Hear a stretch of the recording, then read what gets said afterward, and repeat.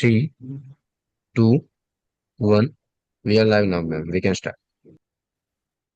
Good evening to our esteemed audience, and a very warm welcome to all the doctors joining us today.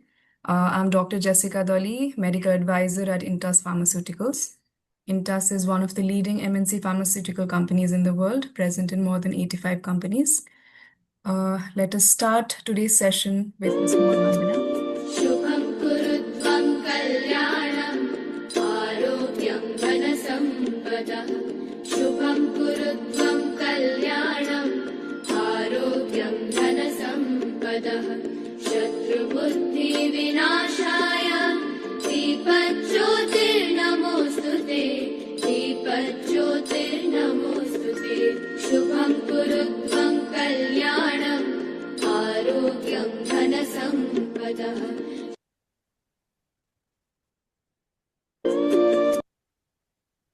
With that, let me welcome Dr. Monica Singh, consultant reproduction medicine and endoscopist, Bhopal Fertility Endoscopy Maternity Center and Art Bank, Professor, Department of Obstetrics and Gynecology, Ellen Medical College, Bhopal, President-elect, Bhopal Obstetrics and Gynecological Society, Founder President, ISOPAP Chapter of Bhopal 2024 to 2027, National Executive Member, ISAR 2024 to 2027. Thank So you. with that, let me please welcome Dr. Monica Singh.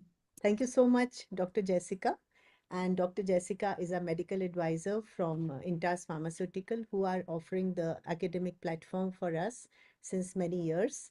And today we are very proud to say that we are on the 22nd episode of Synergy Academic Club, in which we try to have a coalition with the Foxy societies.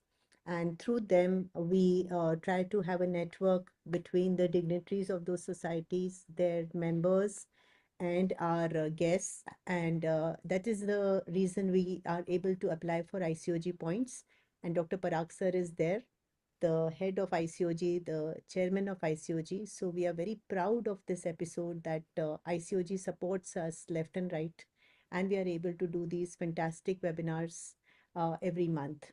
So today we are dealing with a very, very interesting topic, and this is the feedback I've been getting last 2 weeks, that we want to listen to Dopplers, postgraduates from all medical colleges. Bhopal is proud to have 7 medical colleges in our city. So all the postgraduates want to listen to Doppler in obstetrics, gynecology, and infertility, especially when we have stalwarts speaking like Dr. Kuldeep Singh, who is a fantastic teacher, my mentor, and has always guided us with all the doubts in our journey through ultrasound. We also have our revered Dr. Asha Jain, whose again passion is fetal medicine and ultrasound, and she is there to take us through the journey of Doppler in gynecology. And we also have a very interesting panel in which Dr. Jayashree Sridhar from Indore and Dr. Dipali Mittal from Indore will be asking 12 panelists questions on ultrasound and its use in infertility. So what I wanted to emphasize through this webinar was that ultrasound is a tool which is underutilized in today's scenario. And there are so many things which we can add to our clinical armamentarium by just understanding the machine. And it's the machine. And Dr. Kuldeep Singh, I'll quote your words: if anyone can do it, it's you who can do it. So he is the one who motivated us that if you can, you know, recognize, understand, interpret, there is nothing which you cannot see in an image. The image is basically in front of you. So you have to interpret and you have to take out the clinical decisions, seeing those images and reporting. So without wasting much time, because we have experts to speak about all this, we heartily thank our associated Foxy societies, the Bhadradri Kothagudam OBGY Society, Telangana, Hyderabad OBGY Society, and Warangal OBGY Societies, both from Telangana, who have collaborated with us today in order to bring this webinar to light. We are very proud to present our chief guest for the evening, Dr. Parag Beniwale, sir. Sir, we are very, very thankful for your time, for your, your always your mentorship, your guidance. And I would like to welcome you to Synergy Academic Club. Can I have Sir's CV, please, Jessica? Dr. Parag Biniwale is heading the Indian College of Obstetricians and Gynecologists, which is the academic wing of FOXY, which is the largest organization of obstetricians and gynecologists in the world. We are nearly now 47,000 members. Sir is leading ICOG from the front since many years, and at the same time, he is a very active consultant OBGY in the city of Pune. He is PG teacher and unit head at Kamla Nehru Hospital, President of Menopause Society of Pune in the years 2018 to 2022, President of Pune OBGY Society from 22 to 23. He is the President ISOPA Pune chapter. He has been the national website editor of Foxy, peer reviewer of Jogi, as well as Journal of Midlife Health. He took the chairmanship of the Young Talent Promotion Committee. I think he was that time the chairperson, but he still continues to promote young talent everywhere he goes. Sir is editor of 3 books and co-editor of 3 more. He has many published articles in journals. He is always looked for his orations and guest lectures wherever he travels. And at the same time, he also delivers the prize-winning papers in conferences like AICOG and EMOX. We thank you, sir, for your gracious present and would like to have some blessings from you, sir. Yeah, thank you, Dr. Monica. Good evening, all. I bring greetings from ICOG, and it's indeed a pleasure to be part of this webinar today, which has received 4 ICOG credit points. The reason, Monica, ICOG grants credit points to your programs is the quality of the program, because your topics are different and there is in-depth dissemination of knowledge. And of course, the speakers that you choose are the best of the lot. And of course, there are societies of Foxy involved where ICOG wants to reach. Uh, Thank you for this honor, and I'm happy to share this virtual dais with friends like Dr. Pardesi, Dr. Mane, Dr. Aruna, and of course, Dr. Jayanti, though I can't see Jayanti.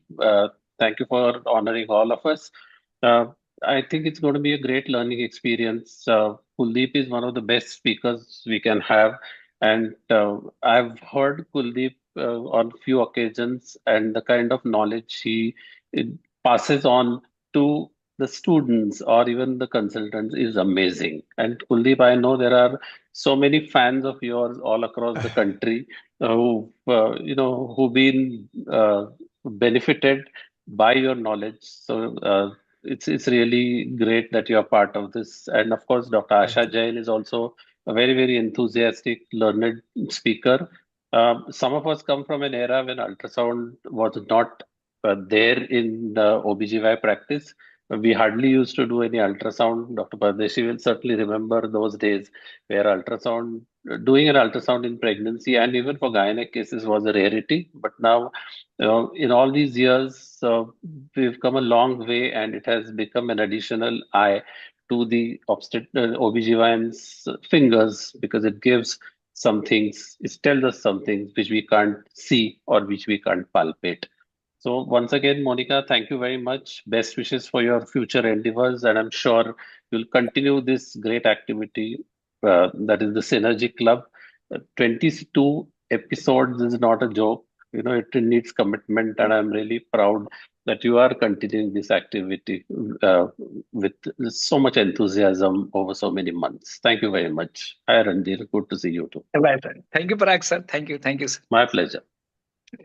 Thank you. Thank you so much, Dr. Parag Biniwale, for giving us an overview of the activities that ICOG looks after and nourishes through the great organization of Foxy and ICOG.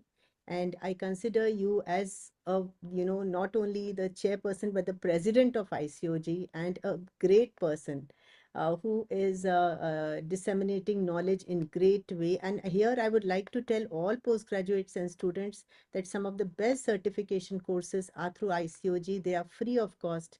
They are available in the comfort of our home, in the comfort of our office. It is for us to just, gather that knowledge. The knowledge is widespread. It is being disseminated through great teachers and through ICOG. Thank you, sir.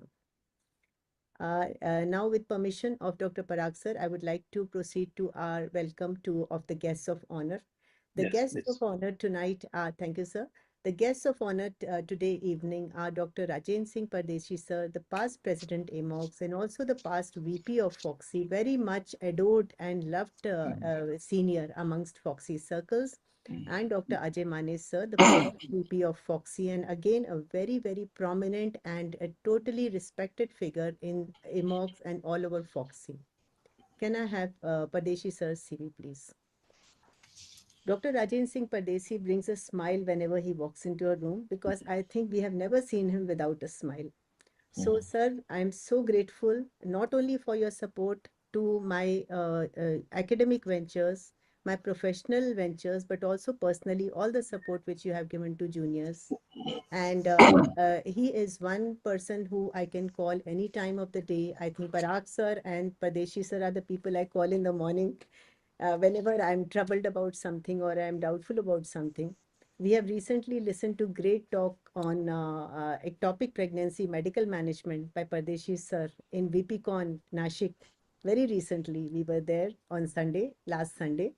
So sir is an avid academician. He has led AMOX from the front, presented several papers in national international conferences, at the same time 7 times best paper awardee in AICOG. He has traveled internationally as faculty in Taipei and COG conferences, as well as FIGO Kuala Lumpur, Rome, Italy, two FIGOs. It's He okay. has been the chairperson of the Food Drug Committee of Foxy, which is a very, very now heavy committee of Foxy, and we have chairperson Food Drug Surgical Medical Equipment Committee of Foxy with us, Dr. Asha Jain today. And Sir's committee was awarded Dr. Hansotia's Best Committee Award. We are so thankful for your presence, sir, and please offer us your blessings, sir. Thank you, Dr. Monica, for your kind words. Good evening, everybody. Respected Chief Guest, Dr. Parag Biniwale, sir. Parag Biniwale, sir, is great academician, and Parag is known, Marathi. Parag means Poland. He is showing his knowledge in ICOG like Poland's. That's why Parag Biniwale. And guest of honors, Dr. Ajay Mane, sir, and special guest and stalwarts from Hyderabad, Dr. Aruna Suman, Chairperson IAC Committee, and Dr. Jayanti Reddy, Presidents of Hyderabad Obijoy Society, and convener Dr. Monica Singh and Dr. Randin Singh. And our esteemed faculties, Dr. Kuldeep Singh sir, Dr. Asha Jain, Dr. Jayshree Sridhar, and all the 4 societies. I am feeling proud and honored to be a part of this program. And not this program, but this is a great event. And I wish to congratulate Dr. Monica Singh and Dr. Randir Singh for this great event in Doppler in obstetric, gynec, and infertility. As I know nowadays, USG ultrasonography is our stethoscope only. I appeal to every OB/GYN to learn USG as its useful tool in every steps, every moment, every case in OB/GYN and infertility. Actually, infertility covers OB/GYN, but Dr. Monica Singh is very much interested in infertility. I think that's why she added infertility in the topic. So her interest is utmost, and she is the right person for this committee. So Dr. Kuldeep Singh, as Dr. Monica told, he is a Bhishma Pitama in the field of USG, and teaching USG is to everybody is his passion. He is a passionate person. He is a hardcore USG teacher.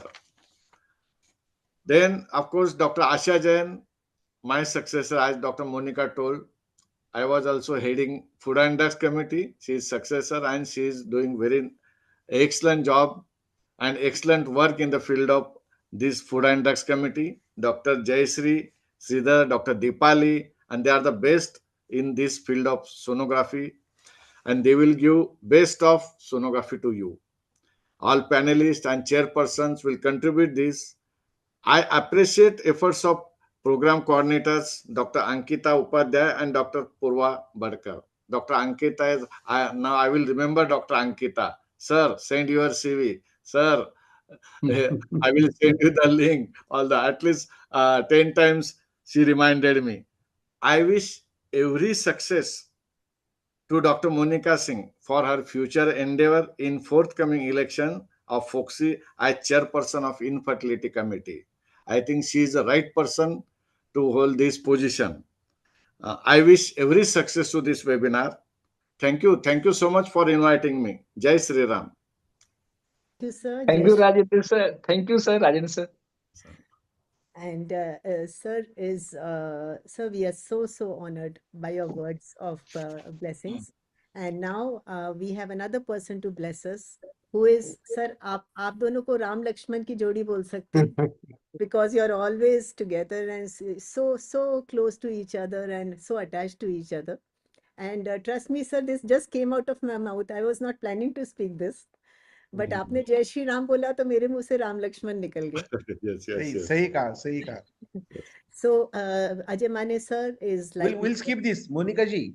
हाँ sir, sir बस अरे आप बहना, छोटे भाई की तारीफ क्या करना, आप छोड़ दीजिए इसको. डॉक्टर मोनिका मुझे बोलने दो सर किसी भी. हाँ. डॉक्टर नहीं, अजय रणधीर माने भाई. सर इज रणधीर भाई, सर आई टेक छोड़िए. few seconds. Dr. Ajay Mane sir is he's a Lakshman also, he's Hanuman also of the Foxy and everything, and medico legal. He's a person who started and made the medico legal in every field. So I'll just add to his star in the feather that medico legal expert किसी को कोई चिंता हो, that is Dr. Ajay Mane sir. अब आप कुछ Thank you Randhir भाई. Thank you Monika ji, who is my sister, and Randhir भाई who is a family member. तो बहनों ही हो गए उस नाते से, तो उन्होंने बहुत हक के साथ में बुलाया था कि you come as a अब वो हक के साथ बुलाया पर उन्होंने गेस्ट बना दिया, तो मुझे थोड़ी सी दूरी लग रही है. I am sorry about that. And infertility committee, as Pardesh sir said, Monica ji is very expert in infertility and she is the deserving candidate for Foxy. So first of all, I wish her all the success in the incoming elections, because if we all support her, she is going to win 100%. So thank you Monica ji and Randhir bhai for calling me here. So today's webinar is 22nd episode. It is very creditable, as Parag sir said, and I am honored to be there with Parag sir and my mentor and elder brother Rajendra Singh Pardeshi sir. So Bhadradri, Kothagudam, Hyderabad and Warangal, these three societies are together for this webinar. So I congratulate all of them, president and secretaries, and I endorse the special guest name, our sister from Hyderabad, Dr. Aruna ji and Dr. Jayanti ji. So thank you very much for joining again my sister's webinar, and I appreciate the work of coordinators Purva and Ankita and Jessica from INTAS itself, and the speakers. What I can say about the speakers, Kuldeep bhai and Asha ji and Jayasri ji, Deepali ji and Monica ji herself. These five people, they are very much expert in their field. Kuldeep sir to Bhagavad Gita hai ye sonography ki.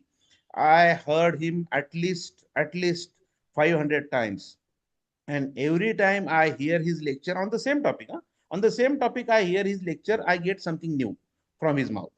He is that knowledgeable person in the sonography. So Kuldeep bhai, salute hai aapko. Sure. And thank you for coming and giving us the knowledge. And Asha ji तो ज्ञान का सागर है, तो उनकी तरफ से भी कुछ मोती मिल जाएंगे हम लोगों को. So thank you very much Asha ji and Jayasri ji and Deepali ji. So they are conducting the panel and all 12 panelists. So a great gathering of all stalwarts and knowledgeable people. So I appreciate all the efforts by the organizers and thank you for calling me here. I am not guest, I am your family member. So thank you Aruna ji, thank you Monica ji, thank you Randhir bhai, and thank you Parag bhai for giving the credit marks. And finally, thank you Jessica ji for contributing as a educational partner. Thank you very much. And best luck for this webinar and best luck to our sister Monica ji for her endeavor in the Foxy. Thank you. Thank you. Thank you, Ajay sir. Thank you. Thank you so much, Mane sir. And we would love it if you could listen to the rest of the program also. But in case anybody misses the webinar or has patience in between, then you can approach me for the YouTube link. This webinar will be available on YouTube free of cost for everyone who wants to watch it later. So next, I would like to invite our special guest for the evening. Special guest, last webinar, Synergy 21. Somebody asked me, what is a special guest? Why have you coined this terminology, special guest? So special guest is a person who is special. It may be she might have or he might have a special place in the heart. They might have a special contribution to Foxy. They might have a special interest in a subject which we want to listen to, but they are special in some way. So Aruna ma'am is very special to me because her journey in Foxy has been very tumultuous, very hardworking, and she has achieved what she wanted after a lot of determination, patience, and by trotting along, irrespective of whatever difficulties came her way. So I Thank you, Monica. thank you, ma'am. Thank you so much. So, And madam, thank you for the opportunity. Thank you for that love and affection. Good evening, everyone. Especially, I should appreciate your academics, the webinars you are conducting, the topics you are choosing are very, very important, and the speakers especially. And let me mention, it's my privilege and honor to share this digital platform with respected ICOG chairperson, Dr. Parag Binewala, sir, and respected guest of honors, Dr. Rajendra Pardesi Singh, sir, and Dr. Ajay Mane, sir. It's really a opportunity, a very good opportunity that you have given. And the speakers you choose, Dr. Kuldeep Singh, sir, yes, I also heard. Actually, he's a very good academician, a good teacher, and he gives us many take-home points. And Dr. Asha Jain, madam, yes, she is an expert. Today, it's going to be an academic feast with the moderators too, Dr. Jayashri Sridhar and Dr. Deepal Mittal. And we need to know the basics and advances, the indications, how are we going to intervene for the better fetal and maternal outcome. And congratulations to all the Telangana friends who are participating in the academics today. And all the best to you, Monica. Randhir Singh, sir, thank you, and all the best to you too for your future endeavors. Thank you so much, Monica. And definitely you're going to win. I know about that. Yes, continue doing the good work. Thank you, Monica. Thank you, Aruna ma'am. Thank you, Aruna ma'am. Thank you. Thank you. You did not allow me to read your CV, Aruna ma'am. Okay, But it's I know, not necessary. I know Let's you're not traveling. waste time. I know you're traveling, madam. So I know. I'm so grateful you could join from the car only. I must be on the way to the airport or something, Yes, ma'am. yes. Thank you so much, ma'am. Thank you, Monica. So our next special guest is Dr. Jayanti Reddy, President of Hyderabad OBGY Society. Is madam with us, Purva?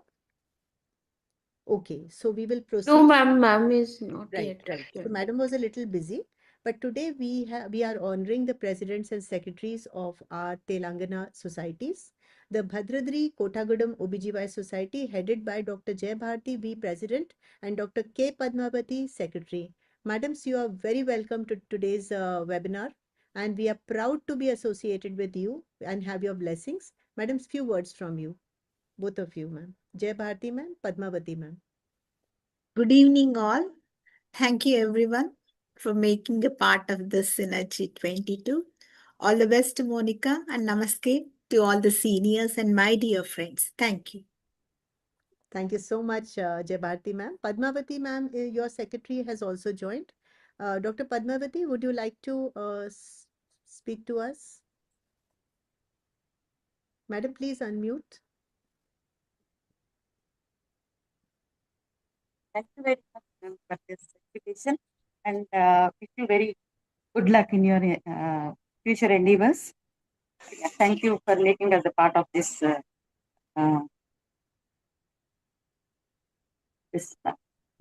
Thank you, Padmavati Thank ma'am. you, Padmavati ma'am. Thank you, Jay Bharti ma'am. And congratulations for the new society. I heard that Bhadrachalam is the new society added to Telangana chapter. So we are very proud of this new society which has collaborated with us. And Thank along you. with that, it has got a very big, huge, big brother, Hyderabad Society. So we from Hyderabad Society, we have Dr. Jayanti Reddy, madam is yet to join, and Dr. Manjula Rao, Secretary of Hyderabad Society is there. Dr. Hello. Manjula, Hello, good evening. welcome, Good madam. evening. Can you hear me, Dr. Monica? Yes, madam. A very good evening to all of you, and thank you so much, Dr. Monica, for inviting me over for this. And you've lined up a fantastic CME. I think it is really wonderful that you're doing this. My best wishes to you for all your CMEs and your future endeavors. So let's get started for this program today. Thank you, Manjula. Thank you, Manjula ma'am. Thank you. much. Thank you. And next we have got the Warangal Society, Dr. G. Sri Lakshmi Madam, President, and Dr. Radhika Korapati Ma'am, Secretary. Are madams there? No, ma'am. Madam has So- not joined. so Both have we- not joined. Yeah, we will wait for them when they chair the session. So that brings us almost to the end of my introductions. I pay thanks and regards to my co-convener, Dr. Randhir Singh, and we need blessings from you always to help us navigate this academic journey we have taken together. And I would also like to pay a lot of thanks to my sweet coordinators who have been in touch with you time and again, Dr. Purva Bhatkur, Assistant Professor GMC Bhopal, and Ankita Upadhyay, Assistant Professor, Chirayu Medical College Bhopal. Both are keen academicians, very good workers, very hardworking. They have small children, but they still take out time to look after my academic activities. I am so very grateful to them, Purva and Ankita. Thank you. So now, Purva, I think you can start session 1. Yes, ma'am. Thank you so much, ma'am, for your kind words. Now, moving to our first academic session, that is Doppler in obstetric. To chair this session, we have Dr. V. Radha Lakshmi Madam, Dr. Randhir Singh Sir, and Dr. G. Sri Lakshmi Madam. Dr. V. Radha Lakshmi Madam is Professor OBGY Department at Santiram Medical College, Nadial. Madam is a true practitioner of OBGY and is experienced for more than 3 decades. She has to her credit various publications as well as she is speaker in national and state conferences. We welcome you, ma'am, to chair the session. Next, we have Dr. Randhir Singh Sir. Sir is Director and Head of Embryology, Bhopal Fertility Endoscopy Surrogacy Center and ART Bank. Sir is Managing Committee Member ISAR, Member of Madhya Pradesh PCPNDT Board, Member of Madhya Pradesh ART and Surrogacy Board, and Founder Executive Member of ICRM. Sir is Professor at Ellen Medical College and JK Hospital, Bhopal. We welcome you, sir, to chair the session. Next, we have Dr. G. Sri Lakshmi Madam. Madam is presently President of Warangal OBGY Society. She will be joining us shortly. So now I hand over the session to our chairperson to introduce none other than our speaker, Dr. Kuldeep Singh, sir.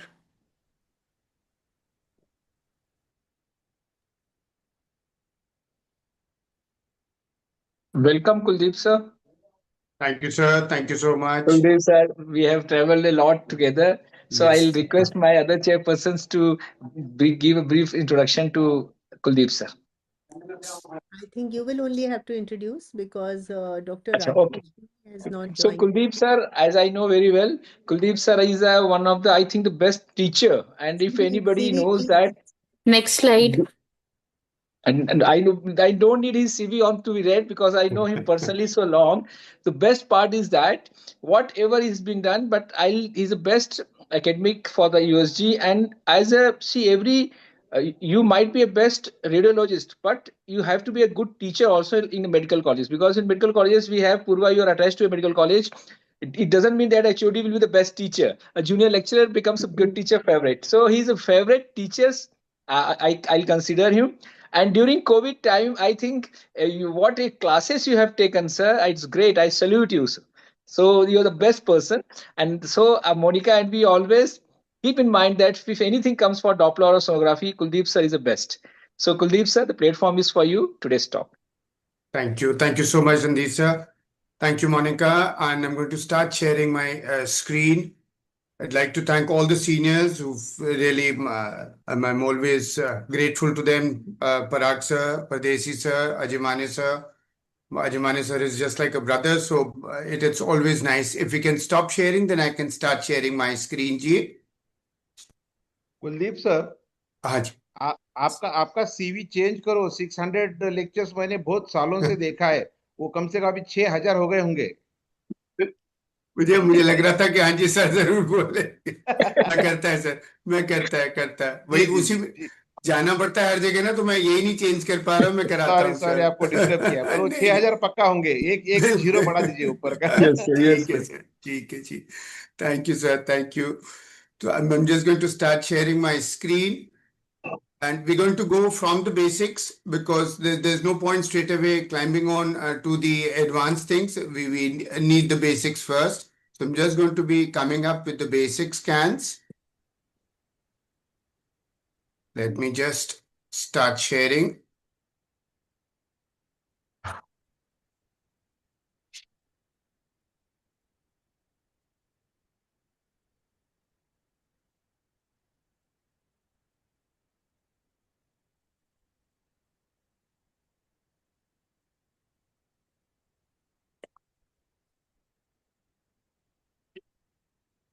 Just give me 5 seconds. All these are heavy files, so sometimes it can take a little while. Perfect. Is the screen on, G? Yes, sir. Perfect, G. So I'm going to be talking on ABC of Dopplers in obstetrics, and as always, Monica chooses some really nice topics. So she's going to be covering up the obstetric portion, the gynae, and the infertility. So it's going to be a complete thing in itself.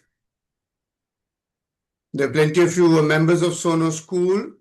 That's what Randeep sir was saying also, because at COVID times, it was real good fun. We hadn't anything to do as such, and we were all busy. So the moment you're going to be doing, I'm not going to be talking about the color Doppler knobs as such, but the moment you are going to be taking a color box, which you have to be having the ideal size, you're going to be taking the sample volume so that you can insonate a particular vessel. You're going to be getting a waveform. The moment you're going to be getting a waveform, I'm going to be talking even more basic. The moment the heart contracts, you're going to be getting a peak over here. That's the systolic flow. When the heart is not contracting, it's relaxing. That's when you're going to be getting this diastolic flow. And this diastolic flow is the most important.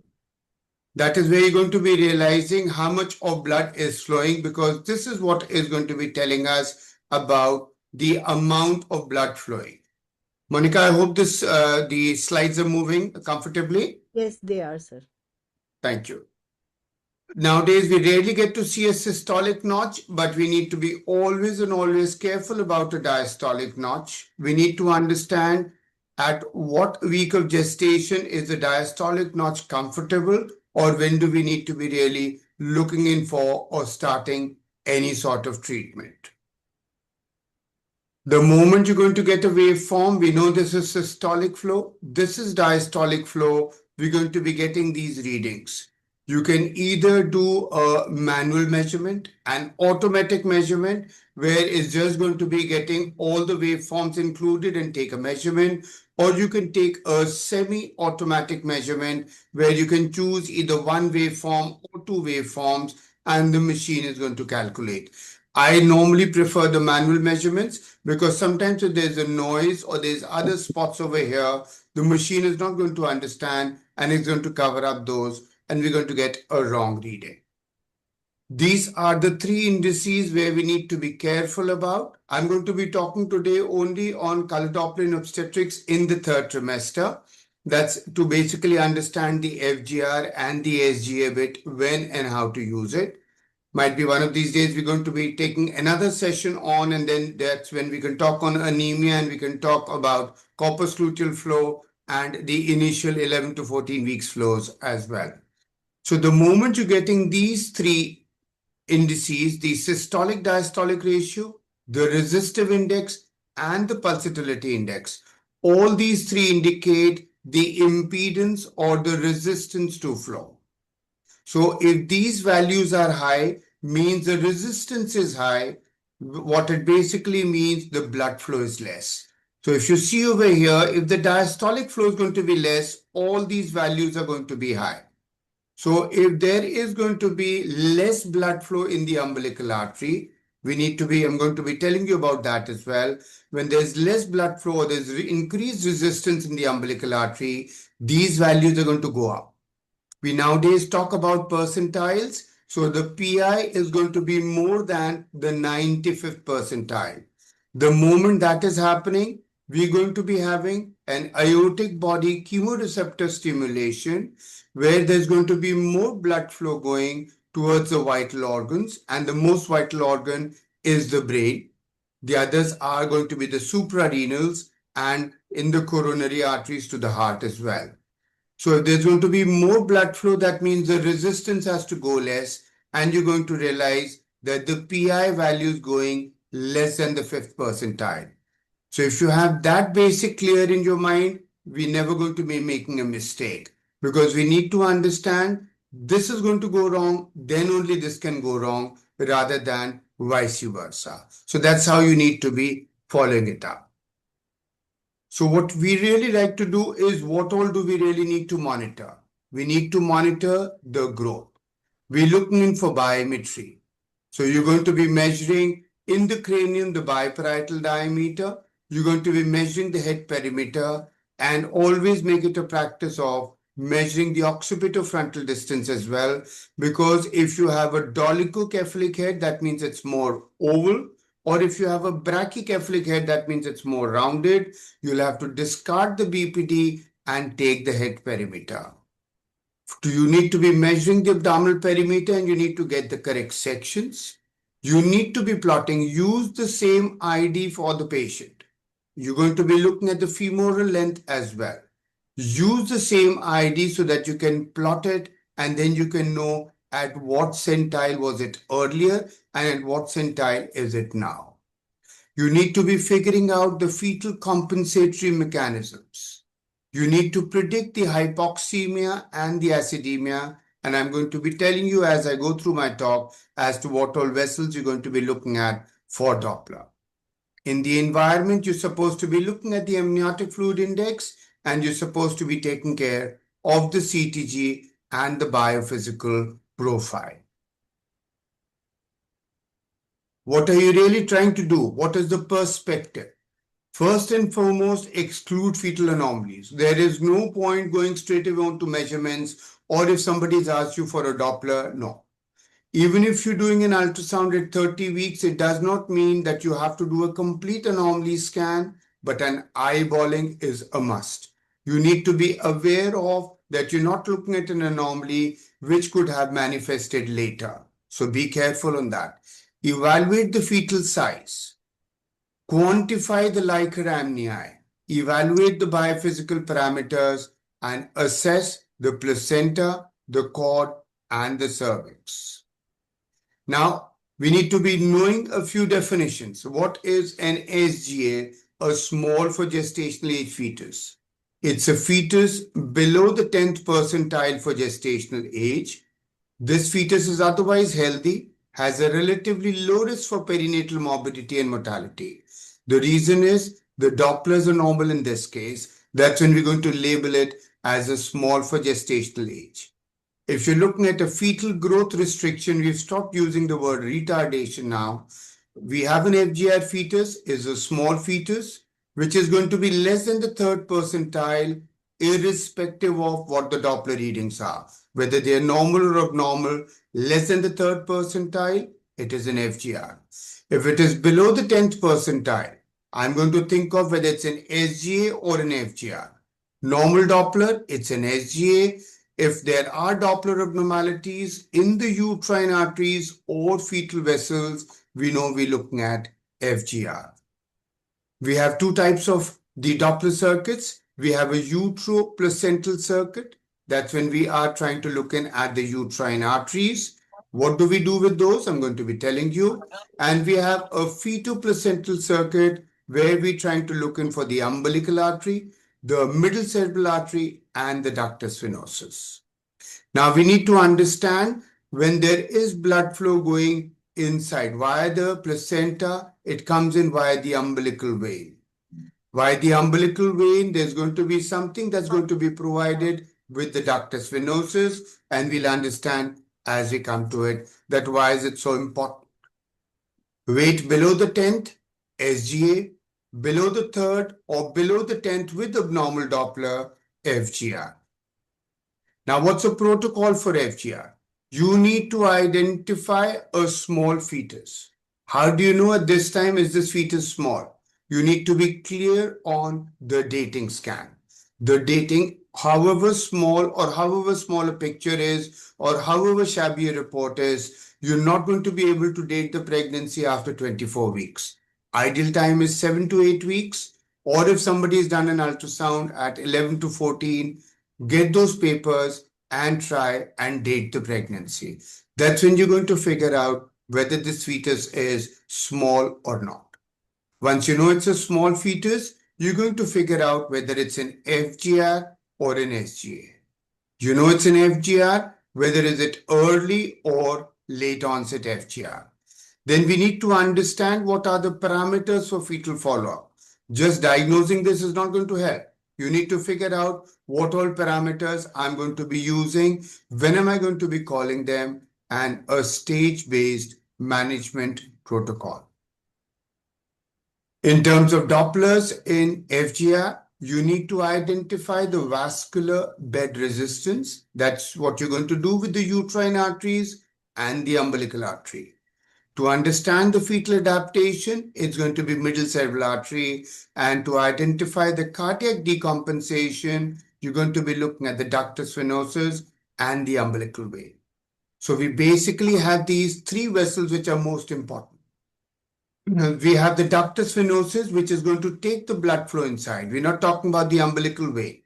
There is going to be one which is the middle cerebral artery that's going to really do the adaptation, which area is going to be getting more, which is going to be getting less. And then we have the umbilical artery, which is going to be the flow towards the placenta. There's going to be an increased resistance. That if it keeps on increasing, you're going to find a problem in the middle cerebral artery later. There's not going to be brain sparing, but brain edema. There are going to be mighty changes in the ductus venosus and finally in the umbilical vein. Under physiological conditions, there's 60 to 70% of umbilical venous blood in the human fetus, distributed to the liver, the remainder to the heart. Remainder to the heart goes by the ductus venosus. As you're having hypoxemia, the proportion is going to get modulated because now more vital organs need to get more blood flow because the baby is going to be asphyxiated, there's going to be hypoxia. So it's going to be bypassing the liver to reach the heart. So the umbilical vein comes in. 65% of the blood goes to the liver and to the other organs. 35% goes via the ductus venosus. The inferior vena cava is a double channel as such. There's going to be a flow via the ductus venosus because the speed is much more. Umbilical vein is much broader. Ductus venosus is a thinner vessel. So from a wider vessel to a thinner vessel, the velocity is going to be too high. So the blood flows, normally the blood flow goes to the via the inferior vena cava to the right atrium to the right ventricle. But because this blood flow is at a high speed into the right atrium, via the foramen ovale left atrium, left ventricle, via the aorta, the purest form of blood is given to the brain and the heart. The rest of the inferior vena cava blood flows, right atrium, right ventricle, main pulmonary artery, 10% goes on to the right and the left pulmonary artery, rest is supplied via the ductus arteriosus, joins the aorta, comes down, and via the hypogastric arteries is given, which forms the umbilical arteries, back to the placenta. You need to understand this. That is why you can understand or how you can understand. So in an early stage in fetal adaptation to hypoxemia, there's going to be an increased blood flow in the ductus venosus so as to protect the heart, the brain, and the adrenals.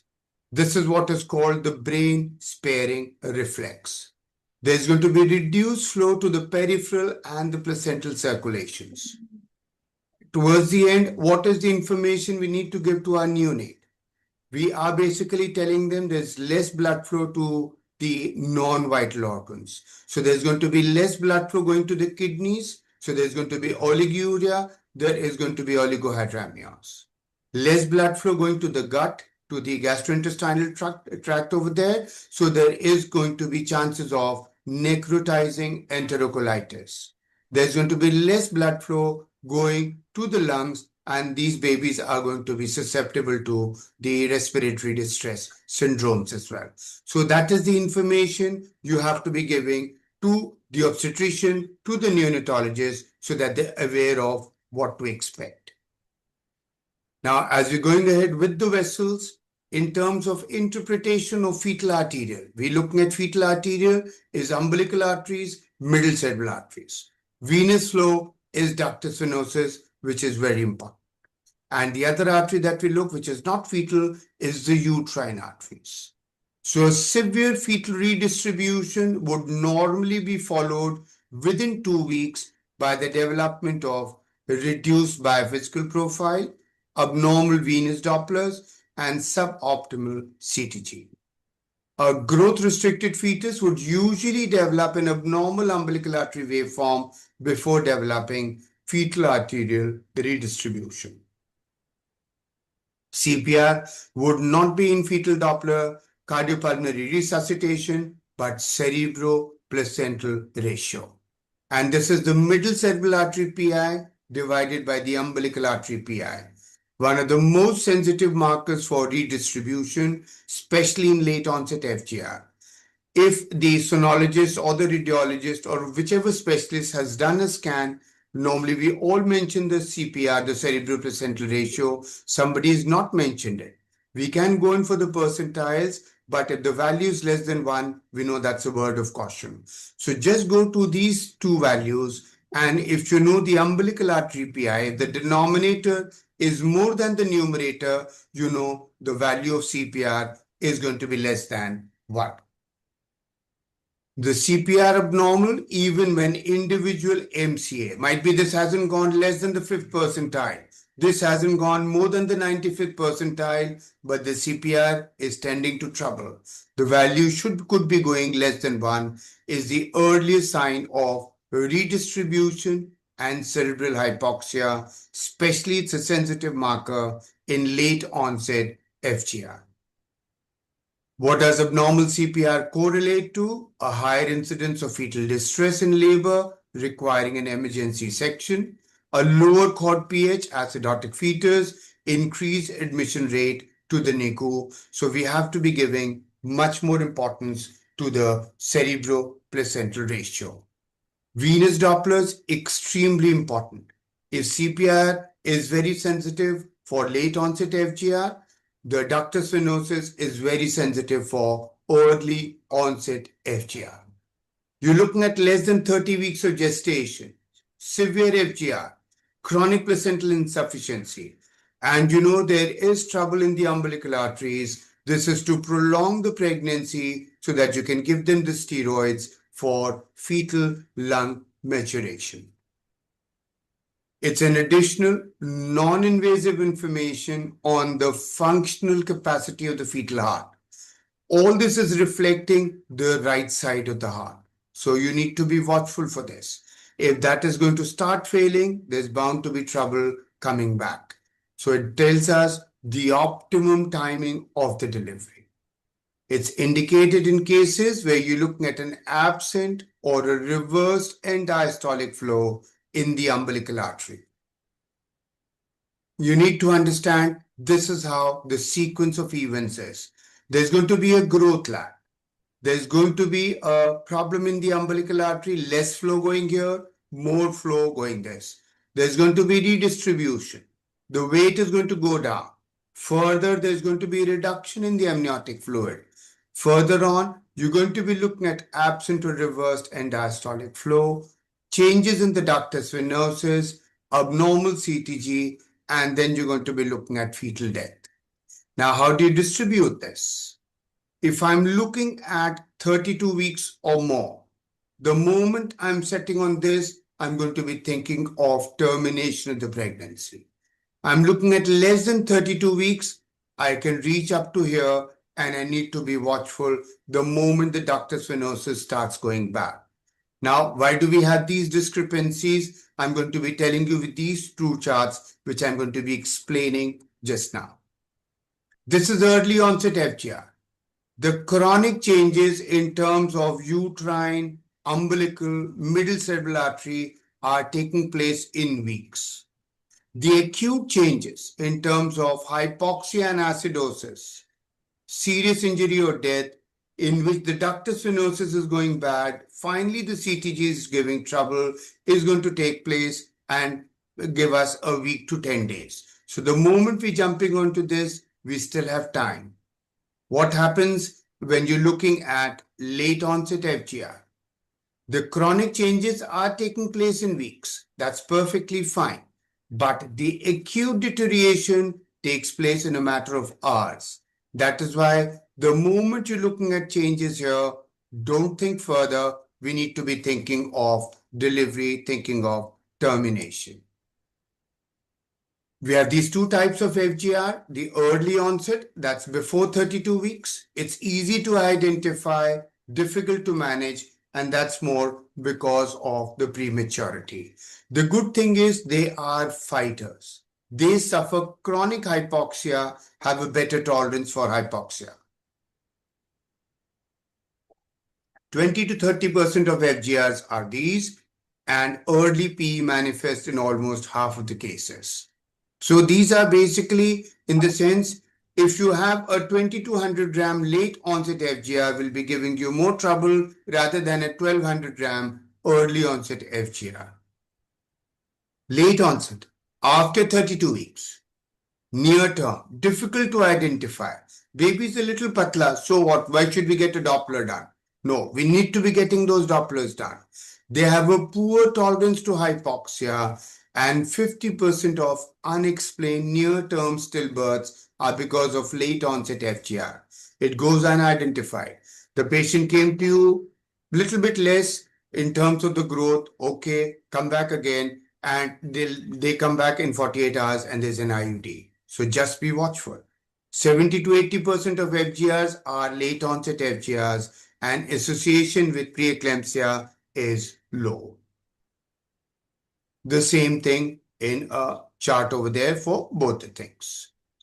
The placental disease is severe, it's mild here. There's a systemic cardiovascular adaptation. In this, it's a central adaptation. Immature fetuses preterm higher, mature fetuses, so we're comfortable in this. Tolerance to hypoxia is much more, tolerance to hypoxia, barely any. That's again the chart, and if you see early onset or late onset, both the times if you're looking at less than the third, or you're looking at an absent or a reversal over here, we know we're looking at trouble. Or we're looking at the ACEFW less than the 10th, or the uterine or the umbilical giving trouble. In this, any two of the three where you're looking at less than the 10th, crossing the centiles, or CPR giving trouble. So just be watchful. Sometimes we could be a little more over-aggressive, but that's absolutely fine if I'm looking at giving them healthy babies, timely intervention is being done. So you're going to establish the gestational age of a fetus when you are identifying, estimating the fetal weight, and calculating the weight percentiles. Now we have the stage-based classification and management. When I'm looking at an SGA fetus, I'm looking at a weight less than the 10th percentile. The Doppler values are normal. I'm going to be seeing them every 2 weeks, just assessing the growth, because I don't know when they're going to go less than the third or when the Doppler changes are going to take place. Labor induction to be recommended at 40 weeks. They're not always constitutionally small, so just be watchful. Don't be overzealous in saying everything is SGA. Looking at a normal uterine artery, no notches over there, plenty of diastolic flow. Now, why uterine artery is so helpful and so important? Because it is going to be, it's like a screening. There's no other vessel which can screen. Umbilical artery cannot give you screening, because when the changes happen in almost 50 to 60% of the villi is when you're going to be figuring out that things are going bad. So be watchful. Uterine artery, you're going to be looking at the right main uterine artery PI, left main uterine artery PI, add them up, divided by 2, and you get the mean uterine artery PI. Start seeing them from your NT scan, because that's at that time the values are going to be different. Follow them up in your anomaly scan. In terms of when you're doing your NT scan on a transabdominal, the value should be less than 2.35. On a transvaginal, the value should be less than 3.10. But we normally do it transabdominally, and this is comfortable. Otherwise, I normally take a ballpark figure of less than 2.50 as normal. We need to start making it a habit that we should not be looking at placental side uterine artery, non-placental side. It has to be both sides, not the spiral or the radial, and there's a cheat code to it. Because everybody asks, how do we figure out? Well, increase the scale, increase the PRF or the velocity. And once you increase it to 30 to 40 centimeters per second, the radial and the spiral are not going to be seen.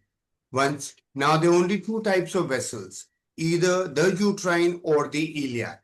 The iliac is going to give you a triphasic pattern. Uterine is going to give you a proper flow. Now, what happens is, an abnormal uterine artery is going to be better in predicting severe rather than mild preeclampsia. In patients with severe preeclampsia, 75% of them had an abnormal uterine artery. Similarly, better in predicting severe FGR, and you can see it in almost 30% of the cases. This is how you're going to be looking at. A notch in the NT scan, perfectly normal. We're looking at again. The moment you're looking at more than 2.5, both sides or either side, you're going to be taking a mean. In the previous slide, both sides were less than 2.5. You do not need to take it even, or for the just mentioning the report, you can do it. Always calculate the mean uterine artery PI. Now, a word of caution again. A normal uterine artery does not mean that there can be no FGR, no preeclampsia, or no chances of a perinatal death. The chances are less, but they are there. Again, vis-a-vis, if you're looking at an abnormal uterine artery, it does not mean there has to be preeclampsia or FGR. The chances increase 5 times, 10 times, 3 times. So it's good for predicting FGR or preeclampsia. We need to be watchful. Why do you need to be doing it at the 11 to 14? Because there's no point starting your ecosprin after 16 weeks. It has to be started before that.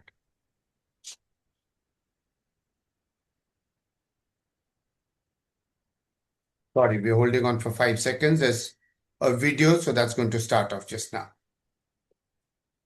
Now we're looking at the umbilical artery. And we're looking at, this is the umbilical vein. The red and the blue basically means red is towards the transducer, blue is away. And if you want to see the vein as well, I'm going to be lowering the velocity, and I'm looking at this phenomenon of turbulence that is called aliasing. I'm supposed to be taking a free loop of cord, looking at plenty of diastolic flow. This is the baseline. This is not reversal of flow. This is just because I'm infinating. Below the baseline is going to be away from the transducer.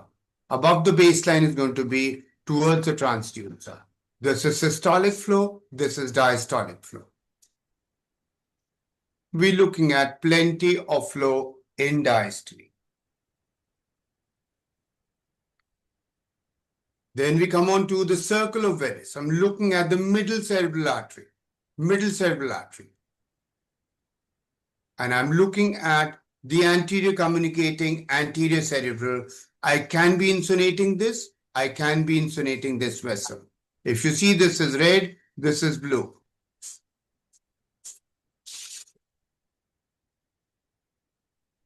Towards the transducer, away from the transducer. And a middle cerebral artery, remember, it's going to be a high resistance circuit. It's a high resistance circuit.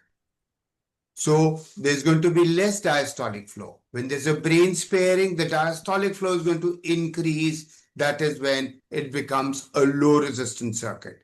When the brain sparing fails, there's going to be brain edema. It again becomes a high resistance circuit.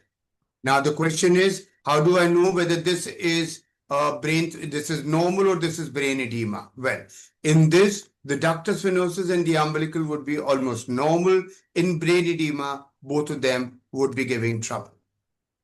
Looking at the ductus venosus, that's the umbilical vein coming inside. This side is the liver. And the moment you're looking at this sort of turbulence, this is the ductus venosus. This is going to go straight over here, joining the inferior vena cava. That's where you need to be insonating. And you're going to be getting a M sort of a pattern. M sort of a pattern. This is ventricular systole, ventricular diastole. See again, this is the blue vessel away from the transducer. That's why showing below the baseline. I am interested in this diastolic flow. If this starts to reduce, I need to be very watchful. If it is absent, I would be thinking of delivery. And if it is reversal, might be I would be a little late. So just be watchful because this venous pattern is extremely important. Same thing. Ventricular systole, ventricular diastole, and this is atrial systole. This is what I'm trying to look for. If this starts reducing, trouble is starting. Absent, trouble is major. It's reversal, I'm going to get a bad Apgar score. We've already discussed this. Now we're coming on to stage 1 FGR, where we're looking at mild placental insufficiency. The uterine, the umbilical, the middle cerebral artery are tending to become abnormal. Weekly monitoring seems reasonable. Labor induction beyond 37 weeks is acceptable, but the risk of intrapartum fetal distress increases. So the moment you're looking at a problem in the uterine arteries, you're looking at a problem. If you know the NT values, if you know the values of the uterine artery at 11 to 14 weeks, in the anomaly scan, the mean uterine artery PI should be less than 1.50. Now, this was normal flow in the umbilical artery. There's a reduction in diastolic flow. Positive predictive value in precipitating antenatal asphyxia. It precedes FHR anomalies by 3 days when we're looking at major trouble. That's a reduction. If you see the PI is increasing, the SD ratio is quite high. Whichever chart you're following, SD ratio, RI, PI, keep following that. Nowadays, we're all going towards PI because PI is a mean of all velocities and is much more reproducible and much more sensitive as well. Gradually looking at an increase from a high resistance to a low resistance circuit. Plenty of diastolic flow. So more blood flow going towards the brain, that means the resistance has to reduce. The PI value in the middle cerebral artery is reducing. Stage 2 FGR, severe placental insufficiency. You're looking at an absent end diastolic flow. That's what the consensus now is. If you're looking at an absent end diastolic flow in the umbilical artery, you've reached 34 weeks, deliver. If you're looking at a reversal of end diastolic flow, you've reached 30 weeks, deliver. Monitoring twice a week is recommended if you are before 34 weeks and delivery to be recommended at or after 34. That's when you're looking at absent end diastolic flow. I'm looking at brain sparing. Look at how thick the middle cerebral artery is. And we're looking at absent end diastolic flow in the umbilical artery. Stage 3 FGR, where I'm looking at advanced fetal deterioration. There's a reversal of flow, or the ductus venosus has started to go down. Monitoring every day or every second day, and that's just to looking at before the ductus venosus really goes bad to give in the steroids. Delivery to be recommended by a cesarean section after 30 weeks. Reversal of flow. Reversal of flow. And you're finding there is a reduction of forward flow in the ductus venosus. The stage 4 FGR, high suspicion of fetal acidosis, high risk of fetal death, spontaneous FHR deceleration, or the ductus venosus is going bad, pulsatile, monitoring 12 to 24 hours, delivery after 26 weeks, bisection at a tertiary care center, under steroid treatment for lung maturation and the works, the Mexalf and everything. Looking at bradycardia, deceleration,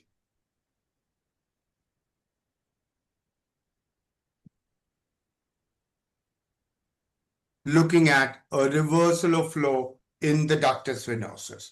That's going to be an absolute limp baby, so we need to be very watchful. A preterm growth restricted fetus with an elevated umbilical artery, overall perinatal mortality rate of 5.6, doubles if the umbilical artery and diastolic velocity is absent.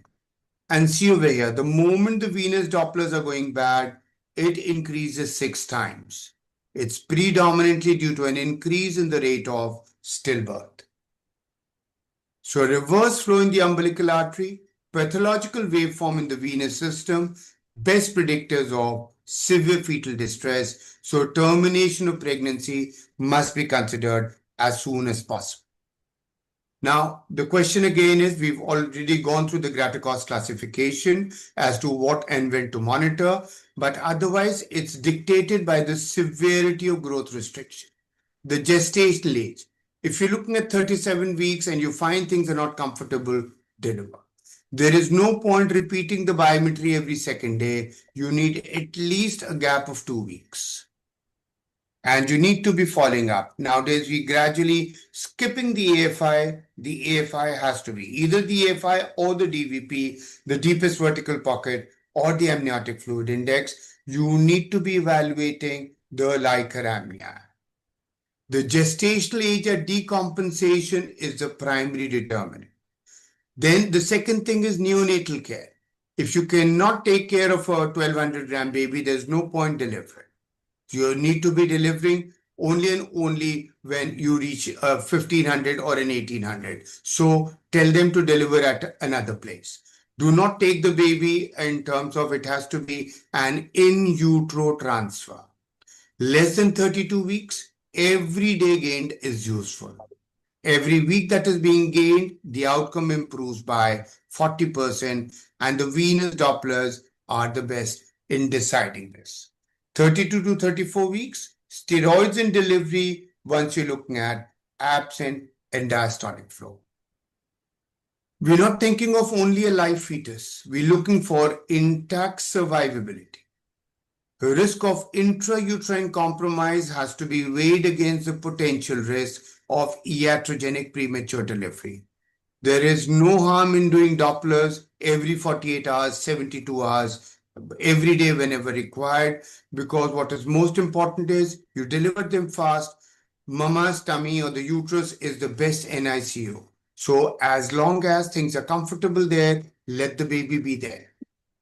Just showing you a few slides for the cases. If you see over here, everything over here is around 28.5 weeks. The abdominal perimeter starts going less. You need to be watchful. I'm looking at the uterine arteries, and they're showing me these notches and a high impedance.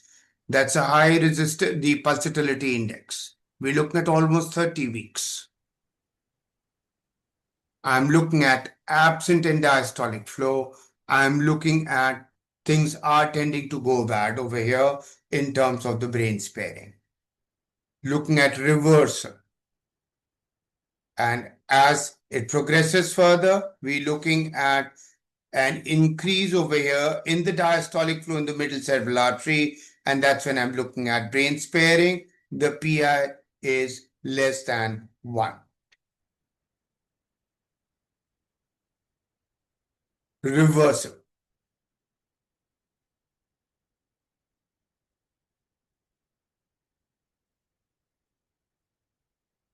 Now, this is something which happens so often. I'm looking at absent and diastolic flow. I'm looking at reversal in the middle cerebral artery. What should I do? I tell them, please do not put so much of pressure on the baby's cranium. This is what is happening. Putting a little bit of pressure, this is what happens. Gradually, I'm relieving the pressure and I can find flow. There. So just be watchful. These are some practical things that we need to be watching out for. Absent in diastolic flow, gradually going towards reversal. When should we be screening for FGR and SGA? You're doing a mid-trimester scan. You've already done an NT scan. You've looked in at the uterine arteries. You're trying to figure out, are there any other additional risk factors, maternal or fetal conditions? You need to be repeating the scans a little more frequently. If there's an abnormal biometry that too early, it should trigger a referral for a detailed assessment. Make sure the dating is accurate. Any factors for abnormal biometry in terms of hypertension, diabetes, infectious exposure. You need to be looking at the fetal anatomy whenever you need to be consider a karyotype, especially when you're looking at all the parameters going small. Figure out whether there is a uteroplacental insufficiency. Is the umbilical artery flow fine or not? So any problems in the uteroplacental or fetoplacental. Timely referral is of utmost importance. There are plenty of factors that decide that. You need to be watching out for your umbilical arteries, ductus venosus, and the middle cerebral artery.